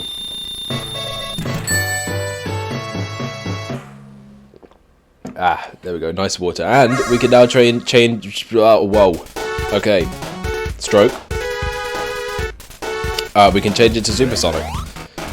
Which you can do by double tapping the jump button.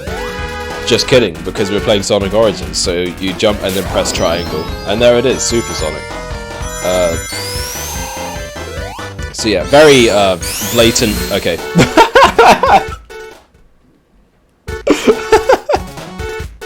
I just, of course, you know, leave it to me to get the gems of unlimited power. And the first thing I do when getting them is kill myself. Of course I would do that. Unfortunately, Gusher Sonic fell into the Great Mountain Dew. So, he's no longer with us.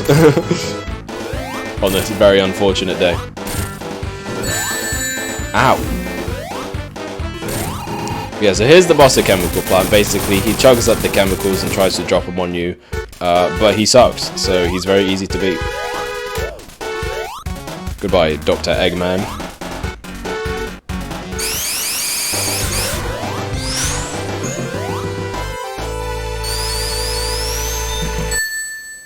But all right, I'll try and show off Supersonic some more. Maybe, if you're lucky. And by that I mean, you know, if I can play well enough, which is, you know, a gamble. Because, you know, I don't play very good at the best of times, let alone on stream. Ow. Well, so that's our introduction to Grounder, who actually appears in the animated Sonic show from 1993. Well, actually, one of the two animated Sonic shows from 1993, because there were two. As if the brand of Sonic wasn't, you know, confusing enough at the time. You had the games out, which had a completely separate continuity and set of characters. The comics, which were also like a separate thing. Then you had two TV shows which were completely different from each other. Like, and if that wasn't enough, Sonic looked completely different depending on what region you were in. Like, obviously, Japanese Sonic had his more kind of widely known classic appearance. But then in America, Sonic had like the mohawk spikes. And more of a like kind of cartoony look.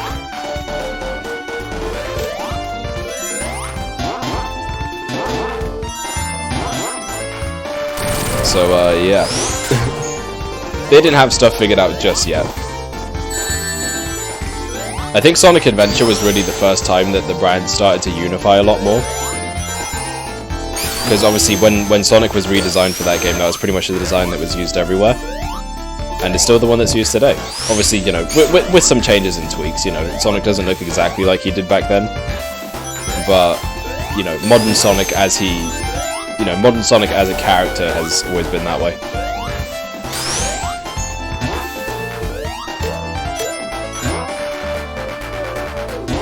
And then obviously doing stuff like making Eggman and Robotnik both valid names for him.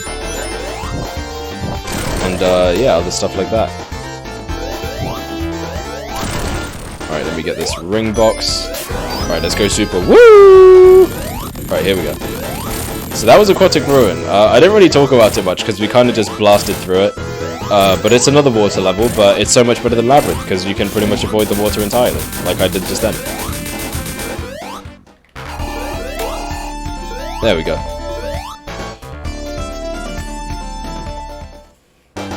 We aren't even halfway through. We'll see Gusher Sonic quite a bit. That's true. Gusher Sonic is going to gush all over the enemies. Wait, hold on. Hold on, pause. I might have needed to rephrase that a bit. I might have needed to rephrase that a bit. But never mind. We're in Casino Night now. Woo! Gambling, let's go! So Springyard is pretty much like almost the prototype to this zone in a way, because it's like almost a casino level, like it almost has all the elements but not quite. But this zone just goes full on with it. Like there's slot machines, there's pinball, there's all sorts of stuff going on here that makes it quite a lot of fun. And obviously we're going to see the casino theme a lot moving forward. Hey yo. But yeah, this was the first game to do it. And it's pretty cool. There's also a significant lack of enemies in this level. I think that guy we just ran into is one of the few enemies here, and it's the only enemy type in this zone. Of course, you have the classic Casino Night music, sounding very jolly and merry and casino-y. Sounds like a night out on the town, which is pretty much what this is. So they definitely got a good piece of music for the theme. You know what, let's go Super, why not, just because we can. Just because we can. Alright, here we go. And launch. Wait, go back. Okay, hold on. Gambling in a kids game, let's go! Honestly, no kids game is complete without having gambling for like no reason. Like, honestly, make your game 10 times better, just add gambling in it. Everyone will like that. Okay, wait. There we go. I need to not press anything. Okay. That was Act 1.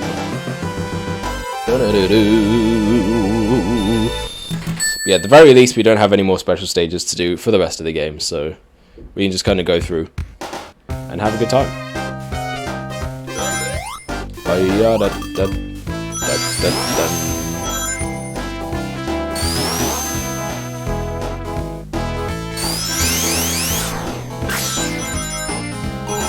Yeah, so I think honestly though, like, just to talk about this game in general, what should I say there? Oh yeah, this is what I was gonna say. This game is like a very good sequel. I think Sonic 2 is the gold standard for how you should do a sequel to a game. Basically, just take what worked about the first game and ramp that up to 11. Add new content, add new characters and like game modes and stuff.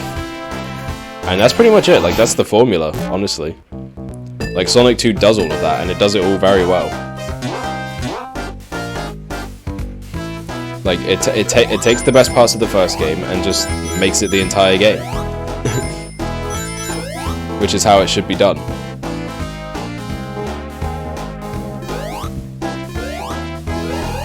And let me tell you, it's a much better sequel than either of the sequels to the original Super Mario Bros. Because both of those sequels had their issues. You know, obviously there was Super Mario Bros. 2, which wasn't even really a Mario game. And then there was The Lost Levels, which was The Lost Levels.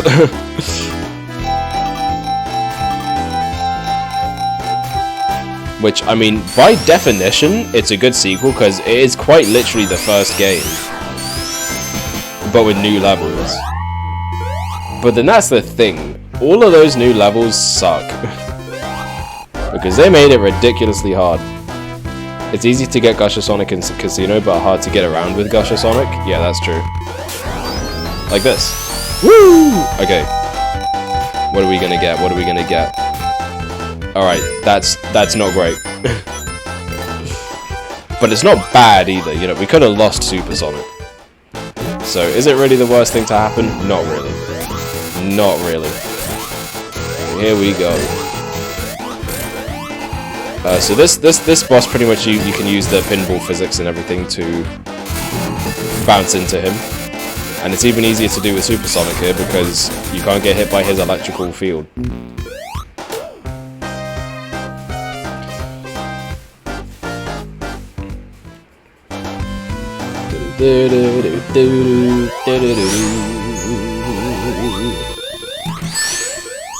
Okay. So that's it for Casino Night, another very cool zone. Now we got Hilltop, which, you know, has one of the more interesting pieces of music from a classic Sonic game.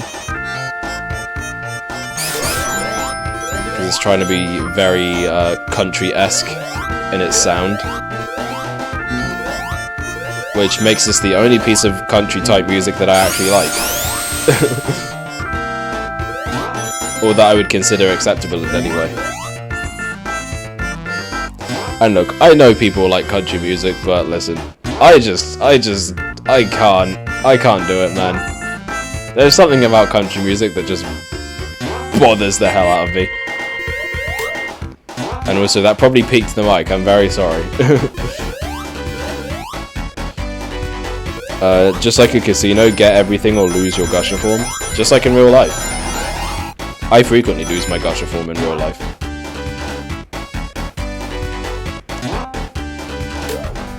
And that's just me being completely honest with you.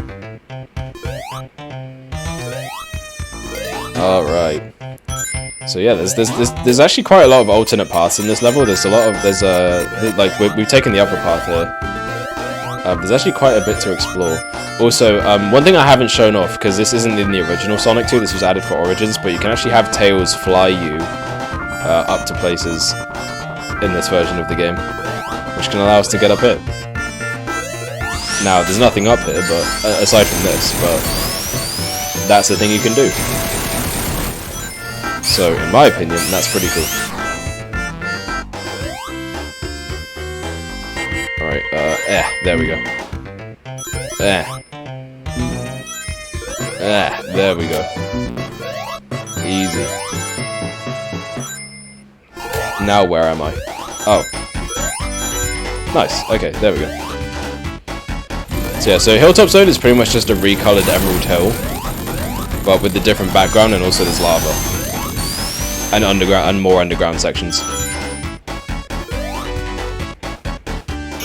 So there we go. In the casino, gets three Eggman Sonic. No, my gushers.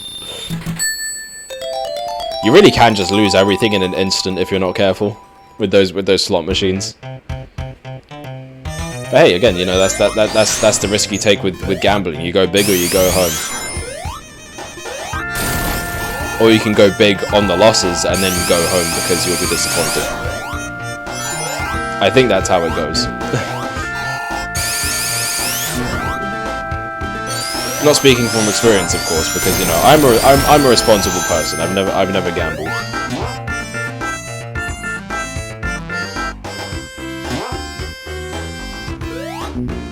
Like, it's one of those things where I'm like, damn, I'm like tempted to try it just to screw around.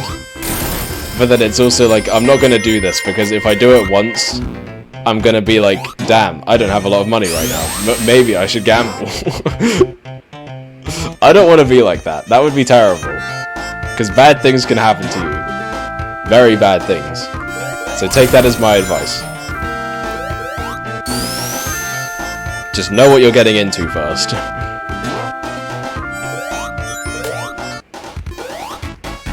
My very sage advice. Alright.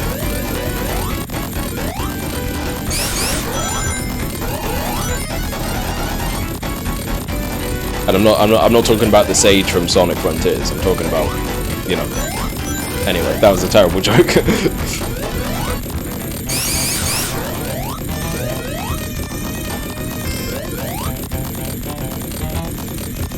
So if you take the upper part here, you basically get this section where the screen shakes very violently.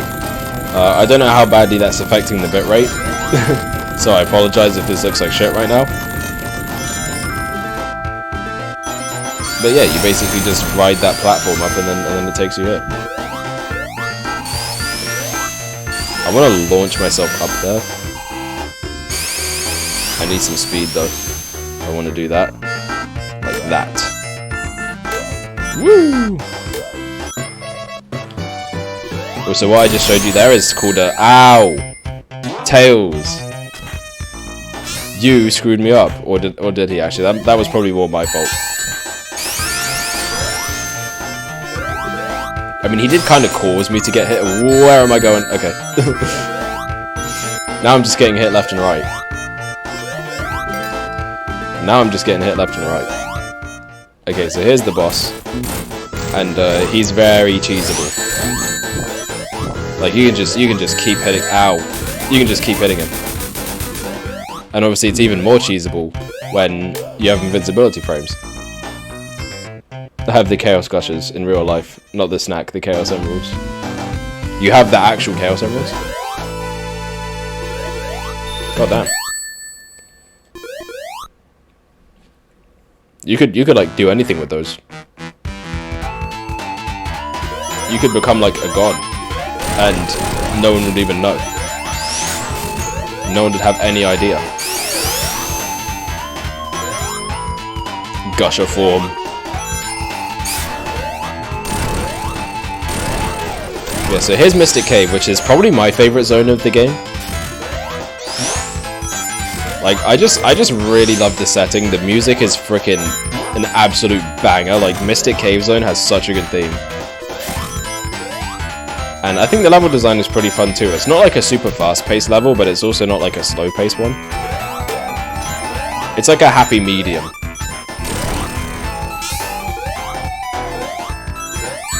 But there are a lot of traps and things that can get you, so you do have to be careful.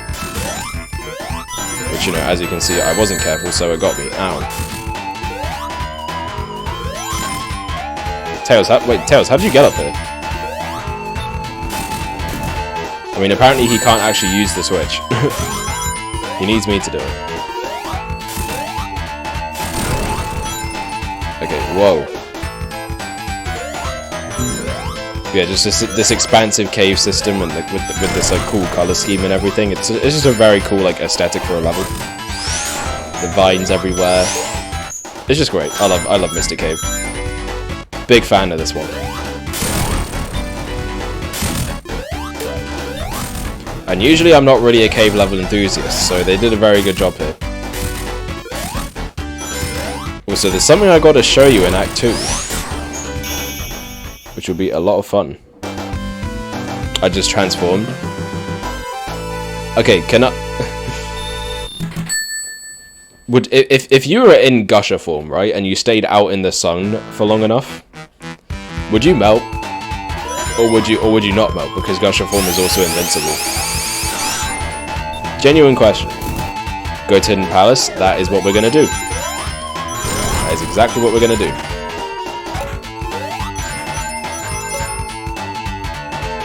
And for anyone who might not know about this, you're about to see something pretty crazy.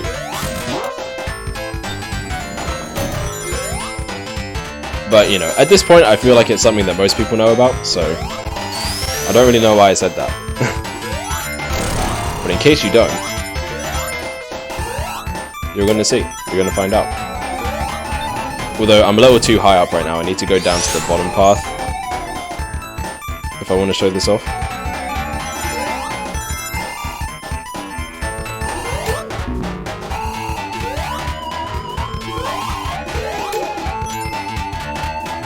Okay, get some invincibility. Oh, wait, hold on. There we go.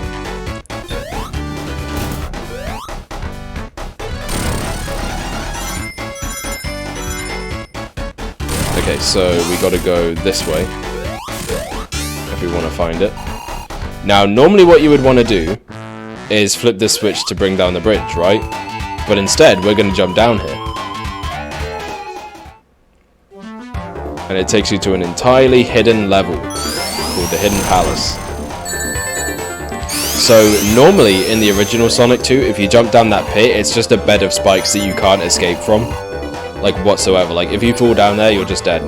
Even worse, if you're Super Sonic, you can't get killed by the spikes. So when you're down there, you gotta wait for Super Sonic to run out so that you can be killed by the spikes. So that's been dubbed the infamous Pit of Doom by the fan base, because there's pretty much nothing you can do when you land in there. So what they decided to do was take that pit and use it as an excuse to bring back one of Sonic 2's scrapped levels, Hidden Palace. And you're looking at it right now. They really did that. They took one of the most infamous traps in the game and turned it into one of the most infamous scrapped levels of the game that's now complete and fully playable. So thank you to Christian Whitehead and the Headcanon for doing that. You guys are the goats. They know what the fans want at all times. So yeah, you get some cool enemies. You get this unique new environment. It's very cool. Hey, look, it's the Master Emerald. Just kidding, it's a fake. But this isn't the only hidden palace in the Sonic series. We'll be going to another one very soon. So yeah, stay tuned for that. Although that hidden palace is an entirely different location, despite having the same name, and also sharing, you know, the Master Emerald. So it's all very coincidental, but they're not the same place. Like, this isn't on Angel Island.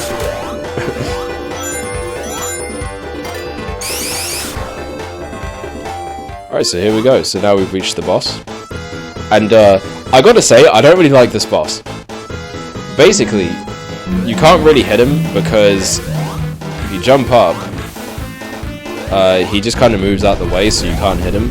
What you're supposed to do is wait around for him to drop this big one.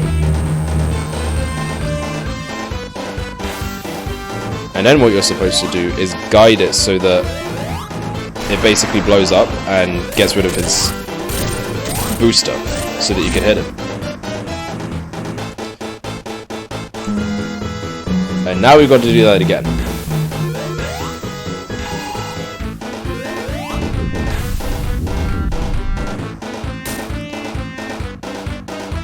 Okay, I'm just gonna stand right here. Okay, there we go. Right, hit him. There we go. So yeah, that's what you're supposed to do. You can cheese the fight if you have Supersonic, but I wanted to show the legit way.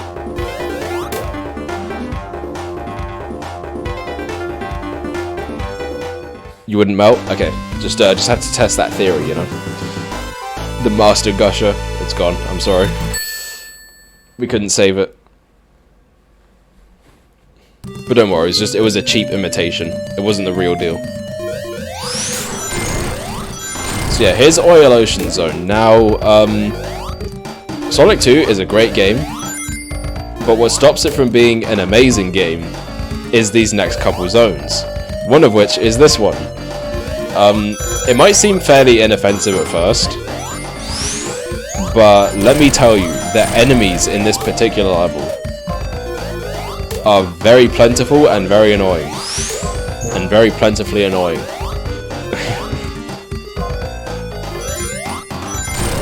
Hey, what's up, Ashley Nort? First time chat, what's going on? What's poppin'?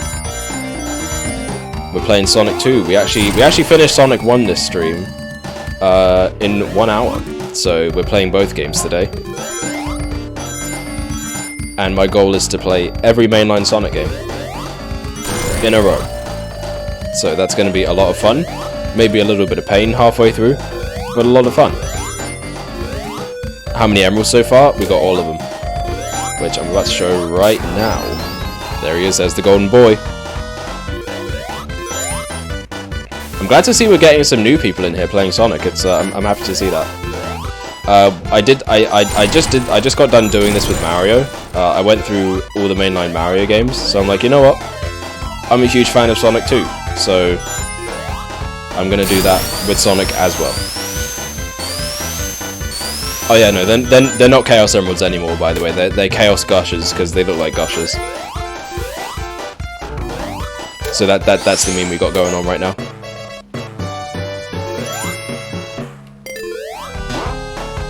Also, I am down here now. Okay, yeah, this is where I'm supposed to go. Cool. Just want to make sure.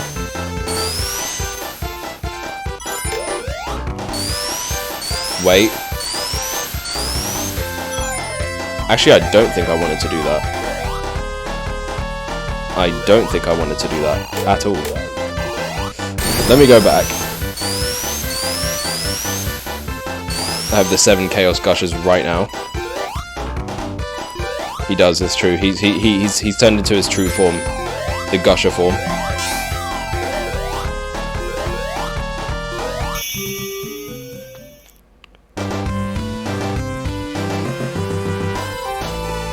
Whoa, okay.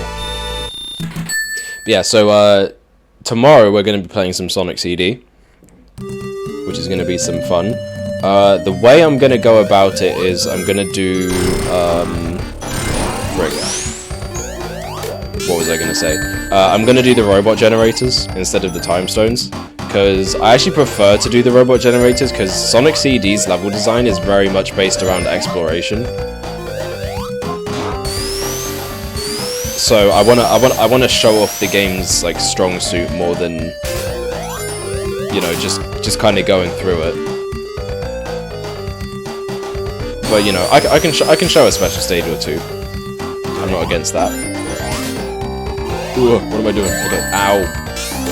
Yeah, no, those enemies in particular, the seahorses, are very annoying. I can't remember their names. What we use them for? Ending world hunger. Honestly, that's the best thing to do with the Chaos Gushers, because when you think about it, like, if everyone can eat Gushers, then no one would ever be hungry. And the world would just be a better place. Well, so I just skipped a big chunk of the level.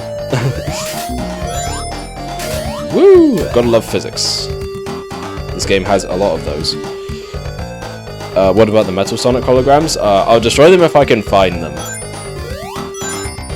But I'll be honest, I don't even know where most of them are. I think I can name two. I think I can remember 2 off the top of my head, but that's about it. But you know, you don't really need to get them to get the good endings, so we're not gonna go for them. But I will get them if I find them. That's no big deal.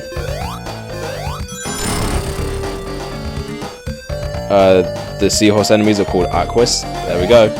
See that's the good thing. That's the good thing about having you guys here, is you can let me know what's up, what's popping.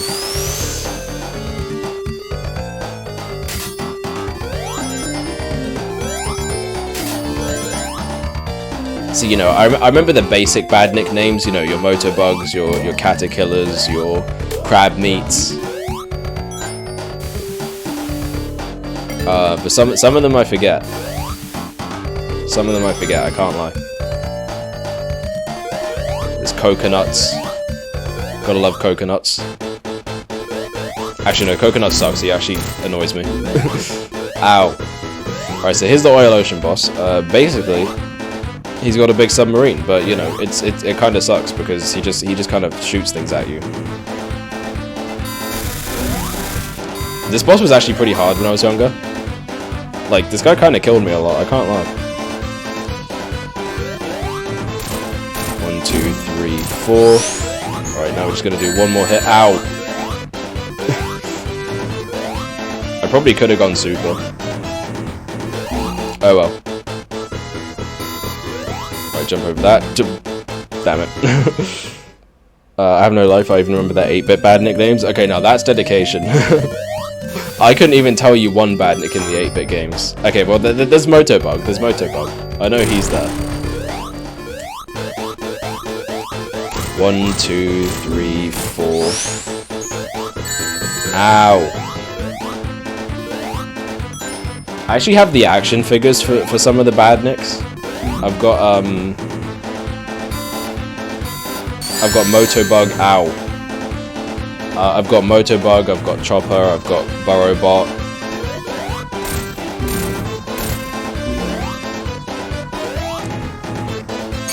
Okay. I've got Neutron. I'm just trying to look at them right now without getting killed.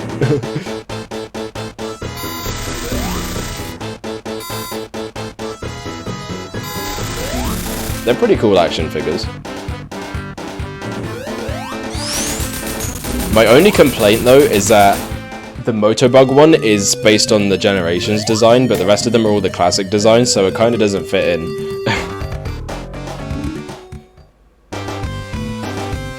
What does the Grey Gusher taste like? Oh, that's a good question, actually. We didn't say what flavor that was. I guess it's just water flavored. I don't know.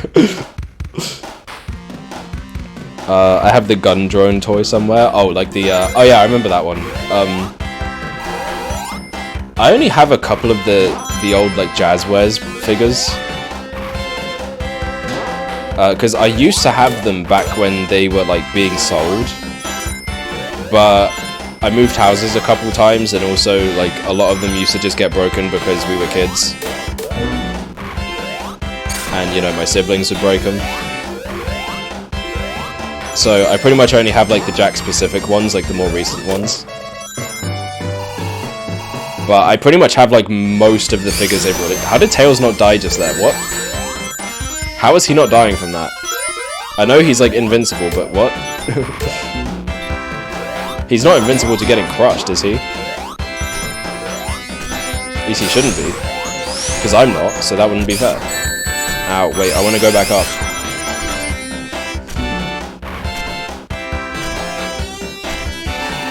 What's this called?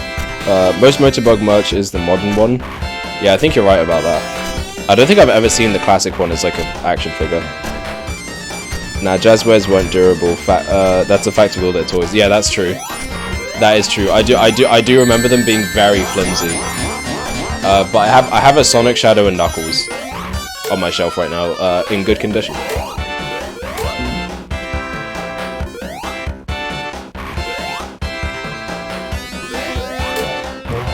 I remember. Do you remember the Superposer ones? They were like the big ones that have a ton of joints. I actually have a Superposer as well. I've got the Sonic one, but they had like a ton of joints, so they were like ultra posable. But the problem is, like, my god, they are brittle. They are brittle. Like, I guarantee you, if you put them in a freezer and then tried to pick them up, they would, like, shatter into pieces. Like, it's not good. The Superposers were the first Jazzwares Sonic toys. I don't remember the lore exactly, but I don't know why I'm calling it lore. But, I can't remember the timeline exactly of how it happened. But Sonic has had a lot of different, like, toy manufacturers over the years. Because they had that one Sonic Adventure toy line. That, I've been looking for those figures. I want to get them for, like, a decent price. But it is very difficult. But I'd love to have one of them. I also have the, I think it's the Toy Island Sonic. The one that has a really funny looking face. It's also based on Sonic Adventure. He's pretty charming. They would turn into dust. Sonic Adventure Toy Island figures are at least over 100 now. I think it's Toy... No, I think... Oh, I can't remember the name of it, but there was one before Toy Island that was, like... That was, like, based on more on the artwork than the in-game models. I just can't remember the name of the company that made them. Where did my audio go?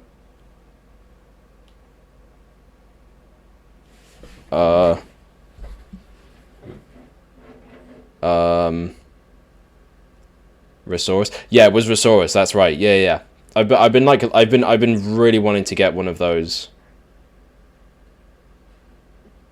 But you just, like, you can't find them. Okay, did I fix it? Okay, there we go, we're good.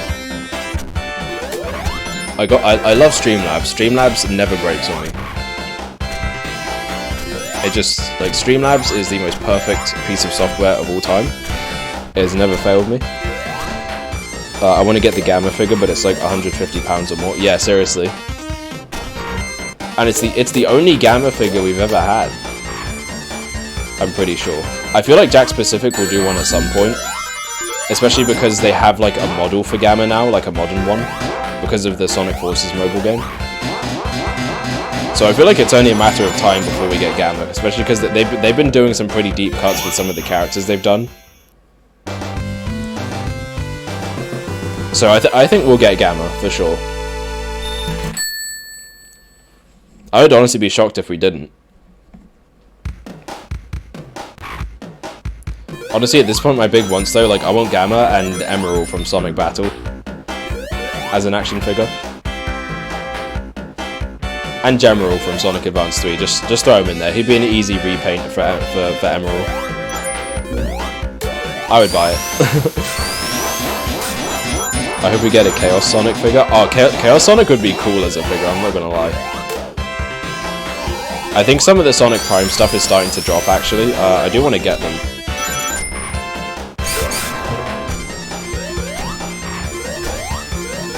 But I'm a little tight on money right now, so I can't really get all of them.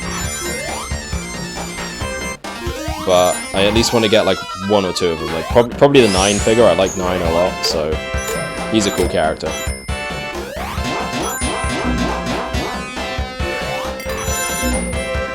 And the Rusty Amy. I'll probably get those 2 to start with.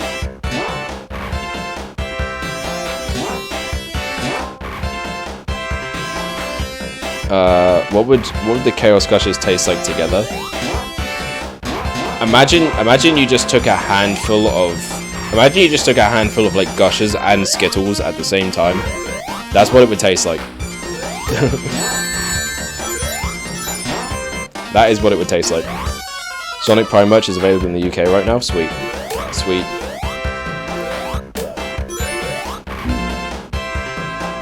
I will probably try and hunt some of it down.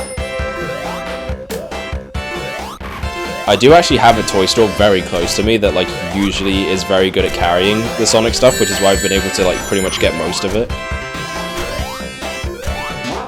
So I'm definitely gonna be on the lookout for that.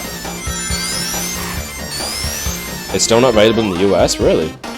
I'm surprised we got it first. We usually have to wait a few months.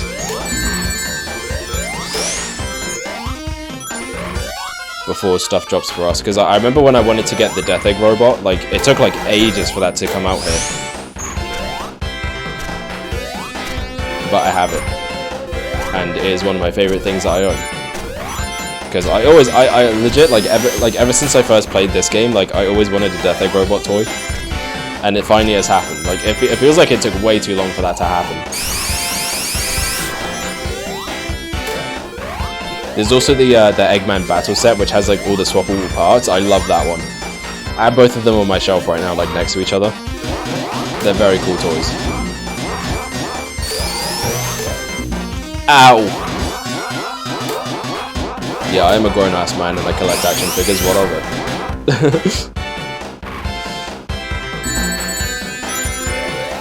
No, because that's tasting the rainbow. But the Gushers are the rainbow. Especially the Chaos Gushers. The Death Egg set looks cool even if it's Sonic 4 based. Oh, the new one they're coming out with. Yeah, I saw that. I actually like that. I actually like that they're doing that. I didn't think they would do one based off of Sonic 4. That's kind of crazy. Like I didn't think we'd ever get anything to do with Sonic 4 again. I'm down to get it.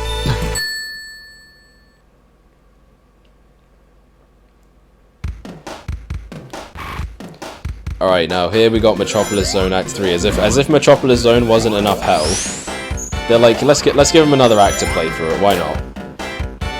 And I will forever hate them for doing this. Ugh. Now that just wasn't fair. Alright. They strategically put that guy there so that I would get hit. And I don't appreciate it. I hope we get a tornado toy, it would be so cool. The Sonic Movie 2, there was a Sonic Movie 2 tornado set, but I would like one based on the games. Maybe you could even have it as like a Sky Chase set where it has like some of the badniks from Sky Chase Zone. That'd be neat. Which we are actually going to Sky Chase next, so ow. There's a bit of a reference for you. The Chaos Gushers are hard like rock candy. I think they would be. They'd be like hard on the outside, but then they'd have like gooey stuff on the inside. I feel like. Also, please do not take that out of context. Please do not take that out of context, because I just realized how that could sound.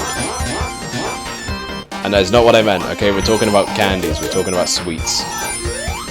Relax.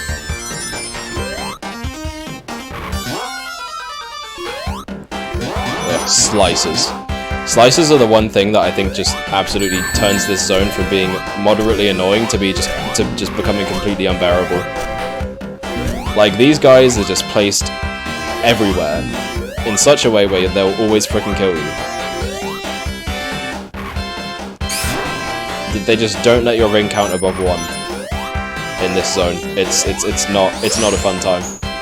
And then the shell crackers, who's really hard to defeat, and they always put them under very low ceilings. Then you got Asterons that hide in the walls and explode when you get close to them, and it's very hard to dodge their projectiles. Like, man, this zone sucks. Whoa. I personally think that Jax Pacific is doing better than Jazzwares right now. I actually agree. As someone who like grew up with Jazzwares, I think Jax Pacific is just like so good with Sonic. I love their Mario stuff too. They've done really good with their Mario stuff. I do wish they'd bring back. Ow, really? Seriously? I do wish they'd bring back their World of Nintendo line though, where they did like multiple Nintendo franchises instead of just Mario. But other than that, like, I think as like a video game toy company, they're like the best that's out there right now, in my opinion. Like, their quality control is actually really good, considering that they're like fairly cheap toys. I think like the sculpts and everything are really good. I mean, the articulation obviously isn't better than Jazzwares, but in a way, I think that's a benefit, because Jazzwares almost had too much articulation, which is what would like cause them to break a lot. But Jax figures, I feel like, are a lot more sturdy, because they aren't trying to like fit a bunch of joints on a figure that's way too small to have them. Ow.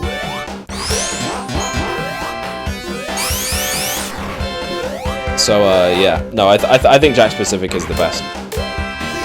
And also, they've done the most characters, like, by far. Like, I never thought we'd get a Mecha Sonic figure. But we have one, and he's very cool.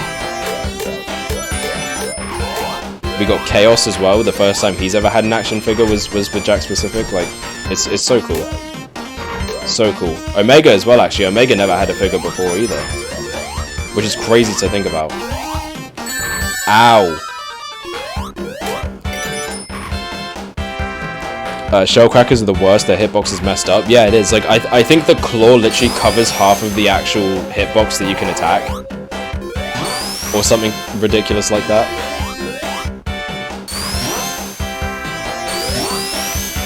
I just don't know who thought it was okay to design these enemies this way. Fun fact: the Astrons actually have 2 names. Oh, do they? What's the other name? Because I have no idea. I mean, Mario probably sells the most. I don't know about that, because most of the time I go into a store, or just anywhere that sells both Mario and Sonic, I see the Sonic stuff goes a lot more often. Like, I'm always seeing Mario stuff on clearance because people aren't really buying it. And I think honestly the reason is because Mario doesn't put out as many, if I'm not mistaken. Also, look at this guy. Look at him. He thinks he's so clever. He thinks he's so smart. He tried to attack me too early, but now he looks stupid. He's just sat there like a potato, just sitting there, just staring, knowing that his inevitable fate is upon him. How do you feel that your last moments will be looking into my eyes before I destroy? Ow! All right, moving on. Moving on. I'd love if they made Mecha Sonic Mark II. Dude, Mecha Sonic Mark II would go so hard as an action figure. I'm not even joking. I would buy 5. Actually, no, I wouldn't, because that would make me a scalper, and I don't want to be a scalper. Because I have good morals.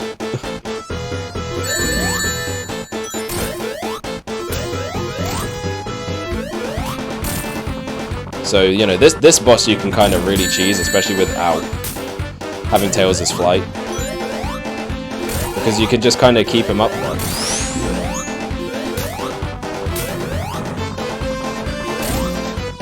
And there we go, we took out the last one, and now he's going to shoot a big laser, but we're not going to get hit by it. I'm going to transform into my Gusher form. You do that, you do that. Do you need to, wait, do you need to collect like 50 coins to do that? Because obviously, I mean, you wouldn't collect rings, but you would collect coins, because you probably just have like coins lying around, right? Like, how much does it cost to transform?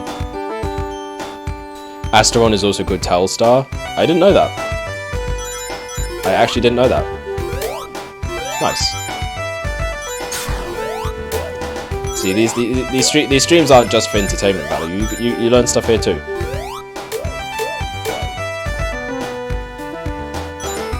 I have 50 rings. Okay, so you do collect rings to get them. It's not just like regular money.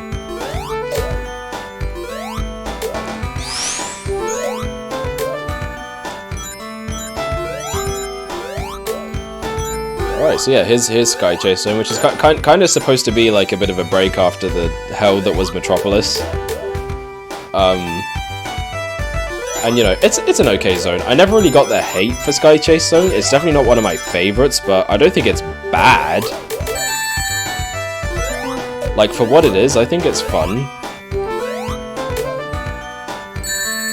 Ow. It came with the Gushers. The rings came with the Gushers. Do you get 50 rings per Gusher you collect, or is it just 50 rings overall? And how do you refill it? Turtleoids are so cute. I like them. I like them a lot. So yeah, oh, now here's a cool thing. You get to see the next zone before we actually go to it. Ain't that something? Also, I know it's a little bit late to address this, but something I should talk about is recently Sonic CD has been basically confirmed to take place between Sonic 1 and 2, which technically makes it the second game in the timeline. But the reason I'm not covering it second is because I'm going in chronological order. So because Sonic 2 released in 1992 and Sonic CD in 1993, we're covering this game first. Despite the fact that technically, timeline-wise, it happens after CD. So, just wanted to cover that for anyone who might be confused. Or was wondering.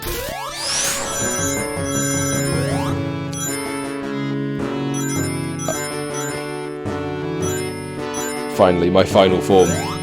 Are you Ultra Gusher right now? Do you know the best method to beat Mecha Sonic and Mark 1 and Death Egg Robot? For Mecha Sonic Mark 1, yes.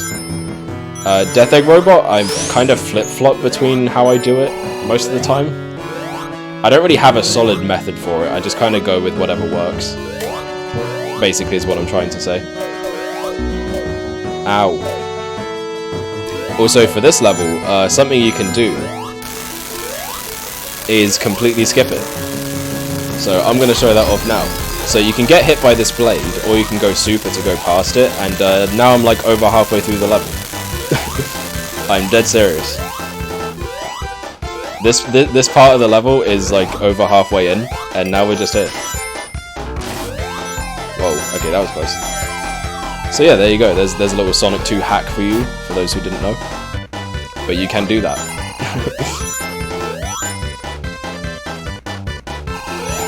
Alright, here we go. And that's the level. Now we're at the boss. 1, 2, 3, 4, 5, 6, 7, 8, and he's done. GG's. GG's. I always believed CD was before 2 and after 1, but people always argued with me. Yeah, I always thought it was as well. Like, I don't know, there's something about how CD is that just makes it feel like it takes place between them. But a lot of people actually even think that it takes place after 3 and Knuckles, which, like, the argument for that is because we get Mecha Sonic Mark 1 then Mecha Sonic Mark II, and then Metal Sonic, like as in the final perfected version of it. But what I think people don't consider with that is that the Mecha Sonics are meant for different purposes. They're more for like the combat portion of it, like they're more supposed to beat Sonic in combat, whereas Metal Sonic is supposed to beat Sonic in speed. So it's not that Metal Sonic is better than the mechas, but it's more just that he was made for a different purpose. So that's why like that would make sense that it could be before.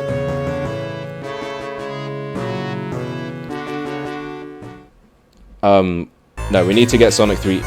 We need to get Sonic 3 Air to get my Super Gusher form. Got it. Okay, we'll get there. We'll get there. We'll get there soon enough. For Death Egg Robot, if you stand between his jetpack and his arm at the start, you can get 6 hits for free. Oh, okay. Yeah, I know that method. I don't usually do it though because it's pretty risky. But for this, you just got to spin dash 1, 2, 3, 4. And that's an easy 4 hits, so that does half his health. Now you can just kind of wail on him. And goodbye, sir.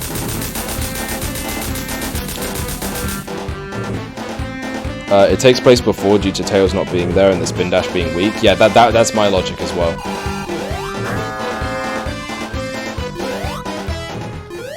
I can try to do it though. Okay, that was 2. You can also hit him from the back. The hardest part about it though is that you got the jetpack at the back, which can hurt you. So that's why I don't usually go for it, because the window to hit him there is actually very small.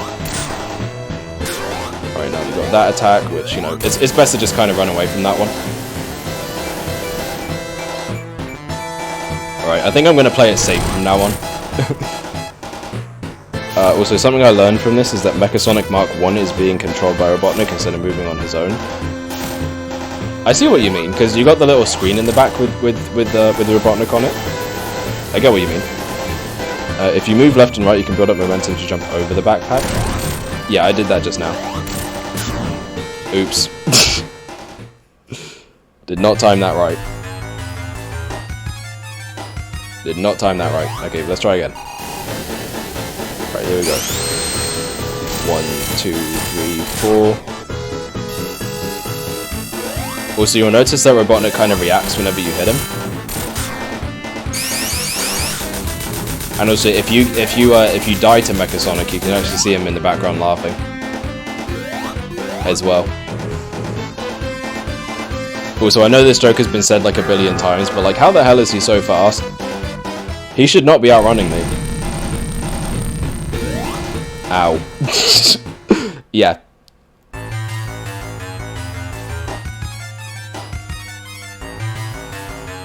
No, to get 6 hits, that's what you need to do at the start. Oh, okay, I got it.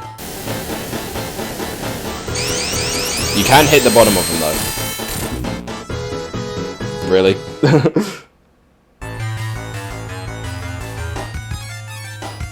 Quickly get to air, I need to get a new form. You, my friend, are gonna have to wait until Thursday. 1, 2, 3, 4... What? I mean, Robotnik made slowdown shoes for Sonic, so I'm sure he can speed himself up. That's a good point. 1, 2, 3, 4. Okay, alright, never mind, that was just 3. I swear he's doing that quicker than usual.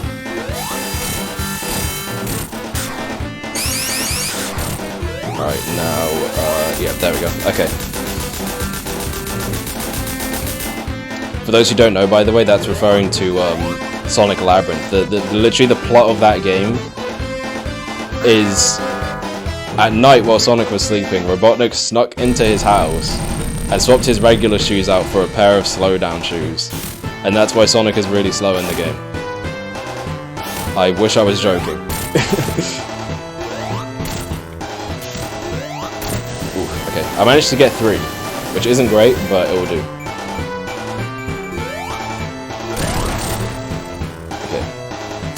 Yeah, I prefer to just kind of wait for him to do that with this one. I think I was being a bit too risky the first time. Alright, you can get a quick 2 hits in there.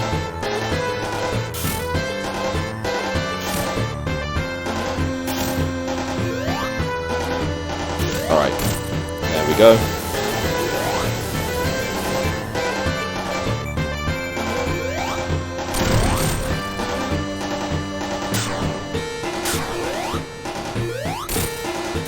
Okay. We're about to finish this. Oh, I could have got 2 hits there, but, you know, it's okay. I love the Death Egg Robot, but I hate how overused he is. Yeah, they do use him a lot. But that's it. He's done. One of the most stressful boss fights ever when you're a kid. Like, genuinely, I was terrified of this guy. I could not beat him for years. Like, I first played Sonic 2 when I was like 8. And I don't think I legit beat this guy until I was 10. So, it took me a little bit, but, you know, I did it eventually. But no, seriously, that was one of the hardest bosses ever when you were young. I think what doesn't help is the hitboxes can be a bit jank on that fight. Because of how big he is. Like, if you hit him in a certain way, you can, like, pass through him and get hit and die. Because obviously there's no rings. But it is what it is. Sadly, we can't play CD. Yeah, that's for tomorrow. That's for tomorrow. So stick around. I played both the 16-bit and 8-bit versions on the Wii and loved them both. Nice. I was never huge on the 8-bit Sonic 2. I think it's, like, way too hard. But, you know, I understand that's probably a skill issue. But man, some of that level design it's a tough game. It is a very tough game. I have beaten it before though, but only with save states. Also, hot take, I prefer the regular ending. Actually, I don't think that's even a hot take. But I prefer the regular ending, or the bad ending, because it shows more of Sonic and Tails' relationship, you know? Because Sonic's falling down, he's not using Super Sonic, he's gonna hit the ground, but Tails saves him. And he has faith in him, and they're best buddies after that. I also prefer the bad ending? Yeah. I just think it's a good, like, character development moment, you know? Which wasn't really something we got from platformers back then. And that's just the thing that was so cool about Sonic, is that it was just such an innovative franchise in general. Like, I think it really moved platformers along in quite a big way. You know, I think we wouldn't have, like, Crashes and Spyros and Banjos and all that without Sonic. Like, truly. And Sonic 2 just further solidified just how much of a powerhouse this series can really be. Like, Sonic 2, I think to this day, is still the best-selling game in the entire series. And it's for good reason. Like, Sonic 2 is everything a sequel needs to be. It takes what worked about the first game, it iterates on it, it makes it better in a lot of ways. And sure, you got your Oil Oceans and your Metropolises in there, but that's honestly the only, like, downside to this game. Genuinely, like, it's just such a solid game from start to finish. And everything a sequel should be. This game is an absolute must-play for anyone who's even remotely interested in platformers or just good video games. That's really it. If you'll want to watch me, I'll do a marathon in one of all 8, in one stream of 8 games. I'll try at least. I'll be down to see that. Let me know if you do end up doing that. No, Frontiers is the best selling now. No. Like, Frontiers is the best selling 3D game, but like overall, it's Sonic 2. I think Sonic 2 is sitting at like 16 million or something insane like that. Like, it's a lot. It's weird seeing how big Sonic has gotten the past 1 or 2 years. Honestly, I think it was bound to happen. The movies are the movies were just so successful and really brought so much more public attention to Sonic, and I think that has reflected really well on the brand.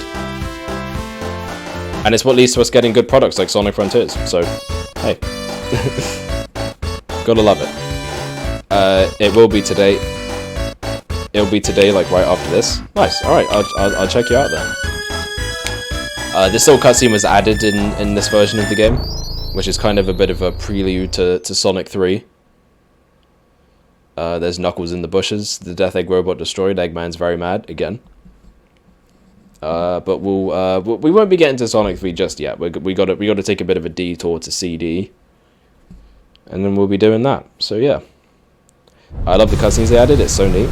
They are cool. Wish they would reference Rankles the otter.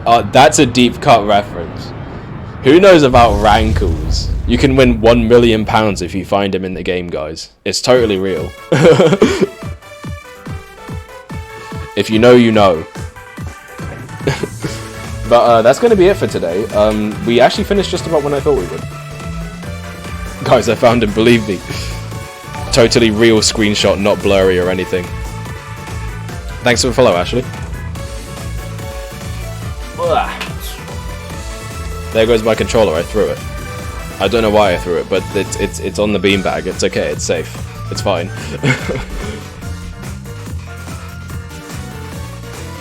My back, okay.